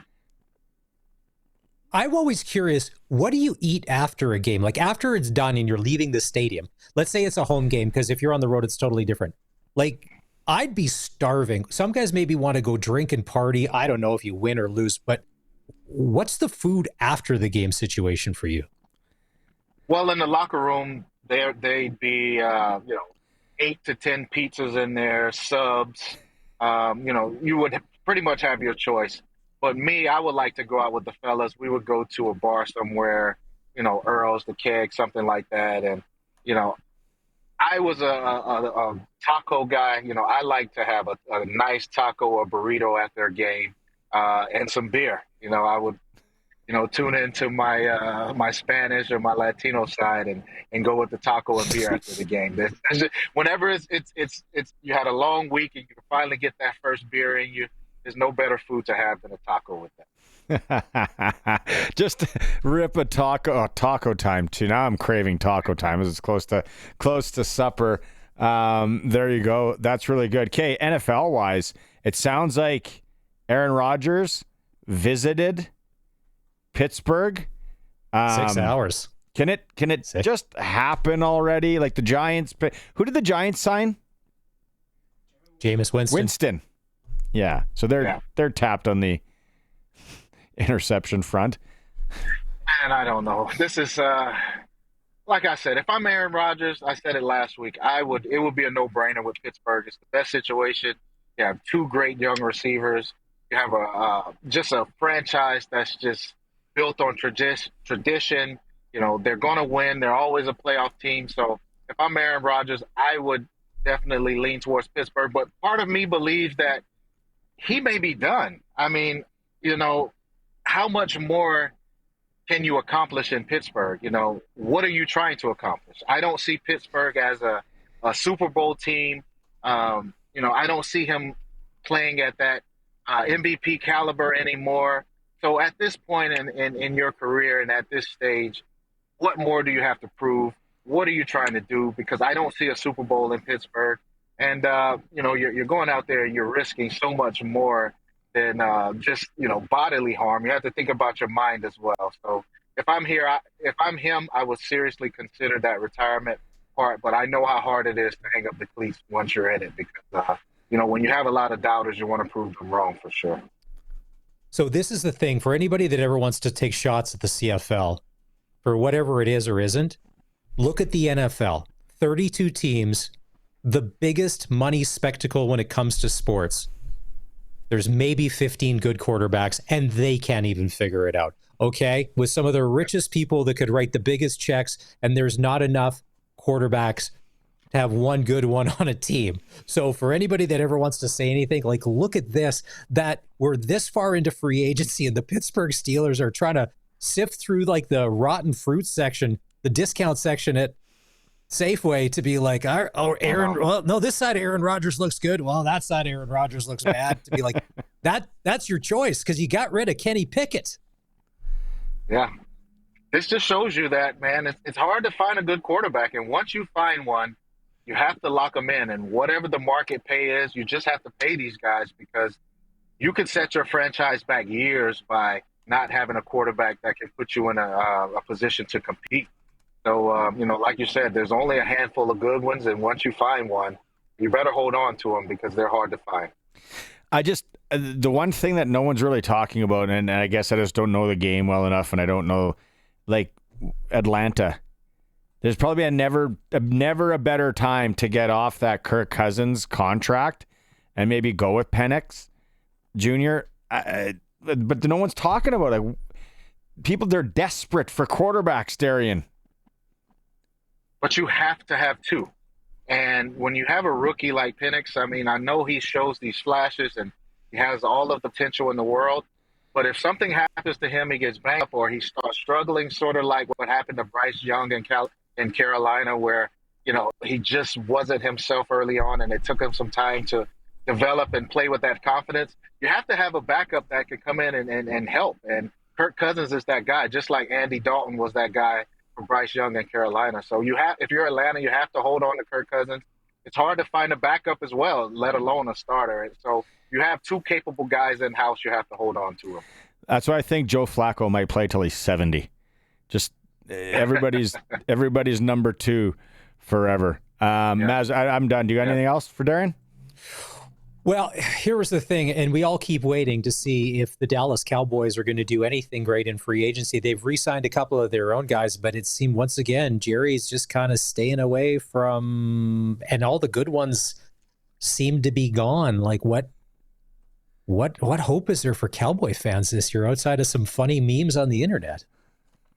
I think the best thing for Dallas is just to put your head down and look at this draft and just try to get as many good players.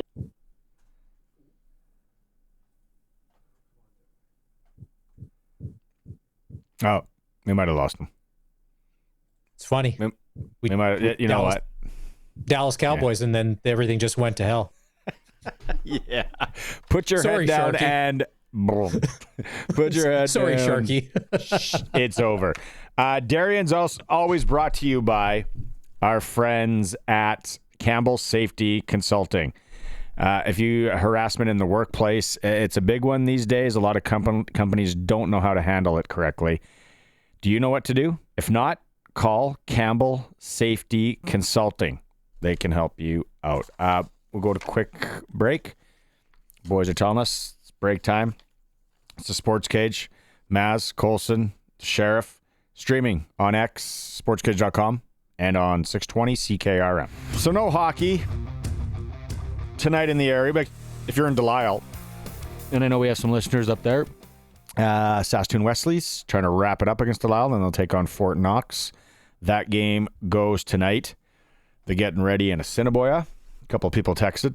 They're going to Assiniboia tomorrow. They're making the trek to go watch the Warriors and the Pats Seas. We had Eric Francis on.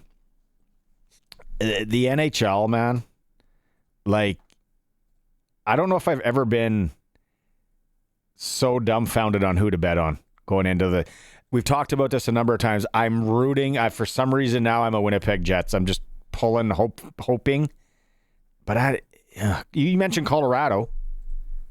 Well, the one story I like out of St. Louis, I guess when Shen went to management and said, hey, listen, don't trade me. There's more here than you guys see. Just give us a chance. We can get this thing going. And they have. Sometimes not making a trade is the best move you can make. Good managers listening to the boots on the ground. Detroit's in Utah tonight. They got a chance to Utah get a little bit closer maybe. Minnesota is at Dallas, Columbus visiting the Islanders, and then the Vancouver Canucks, New Jersey Devils. Yeah, I think the Canucks are cooked. If they don't beat Jersey tonight, it gets that much harder because St. Louis keeps winning. The Flames miraculously keep winning, and the Canucks just got to keep pace. They just got to keep pace because I don't think anybody's catching Minnesota, so there's only that one spot up for grabs. The Prairieland Rentals text line went off earlier when we started about town names. So many of the people saying the same ones that we did, the Momarts, the Delisles, Moosomin. We also went back and learned about Slim Goodbody. If anybody's in our demographic, you remember that weird human in that bodysuit. Colson found a picture of it, and it's even more disturbing now. So there was Slim Goodbody, but remember, because Eric mentioned taking French in school. Do you remember watching that show where it was a French program? I think it was from CBC. Their guy was dressed up like He shoots, he scores? No, he was dressed up like a hobo. Now, don't freak out when I say this because there's no other way to say that, but he looked like he was, he came on and he was like dressed like a hobo / clown. And this was supposed to teach you stuff. Oh. This was education in the late 70s and early 80s in public school in Saskatchewan. All right. I do not remember that at all. I'll have to look into it. I'm sure it's out there. I can't, but yes. But there was this French program. It was about 15 minutes, and they would bring it in. They would show it to us to help us learn French. Have you ever watched the documentary on Mr. Dressup? No, but I think I just saw the thumbnail for that. I'm going to watch that. You have to. It just takes you back. What a nice man. And that guy really carved out a career for himself. He was American too, I think, if I remember correctly. Was his name Ernie Toombs? Yeah, I think so. Yeah. What a beauty. Could that guy draw? He could cut things. Still to this day, my wife's like, don't cut that. Let me cut it. I'm awful. Cutting paper. But so you said something earlier in the show, and I'm going to take you up on this when you said there are draft emails that you have not sent to teachers that have been teaching your kids that your wife will not let you send. Because I thought first it would just be all grammatical and spelling would be awful. But if there's content as well besides the spelling errors, like I'm going to have to see some of these emails. Georgie Porgy messaged in. Timekeeping and announcing tonight's 18A Hockey Regina League Finals. Game 1 in Balgony between Prairie Storm and Regina Falcons. Game 2 Wednesday back in Balgony. So there's hockey. 18A in Balgony. And I found out there's a nice little tavern in Balgony last week. We're going to break here. Al Millar, we're going to rerun that for anyone that missed it in hour one. Great interview with the GM of the Pats. When we come back, Dave Thomas he's at the Combine, had a chance to talk to Regina's Ethan Vibert. So Dave will have that when we come back. It's the Sports Cage on 620 CKRM. Overall perspective of the Combine so far? No, I think it's been good. Some good players here. It's good competition. Are you watching what they're doing, or are you just focusing on what you're doing? I'm really just focusing on myself. Honestly, cheer them on when you see you have a good play, but really the main focus is just making sure I'm doing what I need to do, get the job done. What's this event it been like for you having it back in Saskatchewan? Is it easier or harder? I think it's easier. You know, I got support of my family and friends here watching me, cheering me on, and yeah. You've played in the States for a while now. Has translating your game from the Canadian game to the U.S. game back to the Canadian game been difficult? I think that first transition from Canadian to the U.S. was the hardest, but I feel like it's a little less challenging switching back to Canadian, so hasn't been too bad. When you move from either side of the line, I know the footwork differs all the time and you have to show off your versatility. Is that more mental than physical? A little bit, yeah. Just making sure, you're not still thinking you're going a certain way on a play, but the physical part's definitely an aspect. You kind of get that comfortable taking those steps and line up in that stance and having to switch back and forth. It takes a little getting used to, but... When you are working at an event like this, do you try to take something away that you can build on your game with after this is all said and done? Yeah, they got great coaches here, and just trying to absorb as much as possible, take the coaching in, and get better from it, adds another tool to your toolbox. The interview process, what's it been like or what's it going to be like, or can you answer that yet? Yeah, started those yesterday. It's been good, it's kind of nerve. Worst part is just waiting around, like, are they going to grill me? Is it going to be like, a little more relaxed? But they've all been good so far. And is it like a job interview? Is it more like a conversation about life and times over a cup of coffee? What's the atmosphere like? It's almost a mix of both. Like, there's some more of those just questions about like who you are as a person, and there's some more like down to business, like more specific to like your position or what you've done at your school and so on.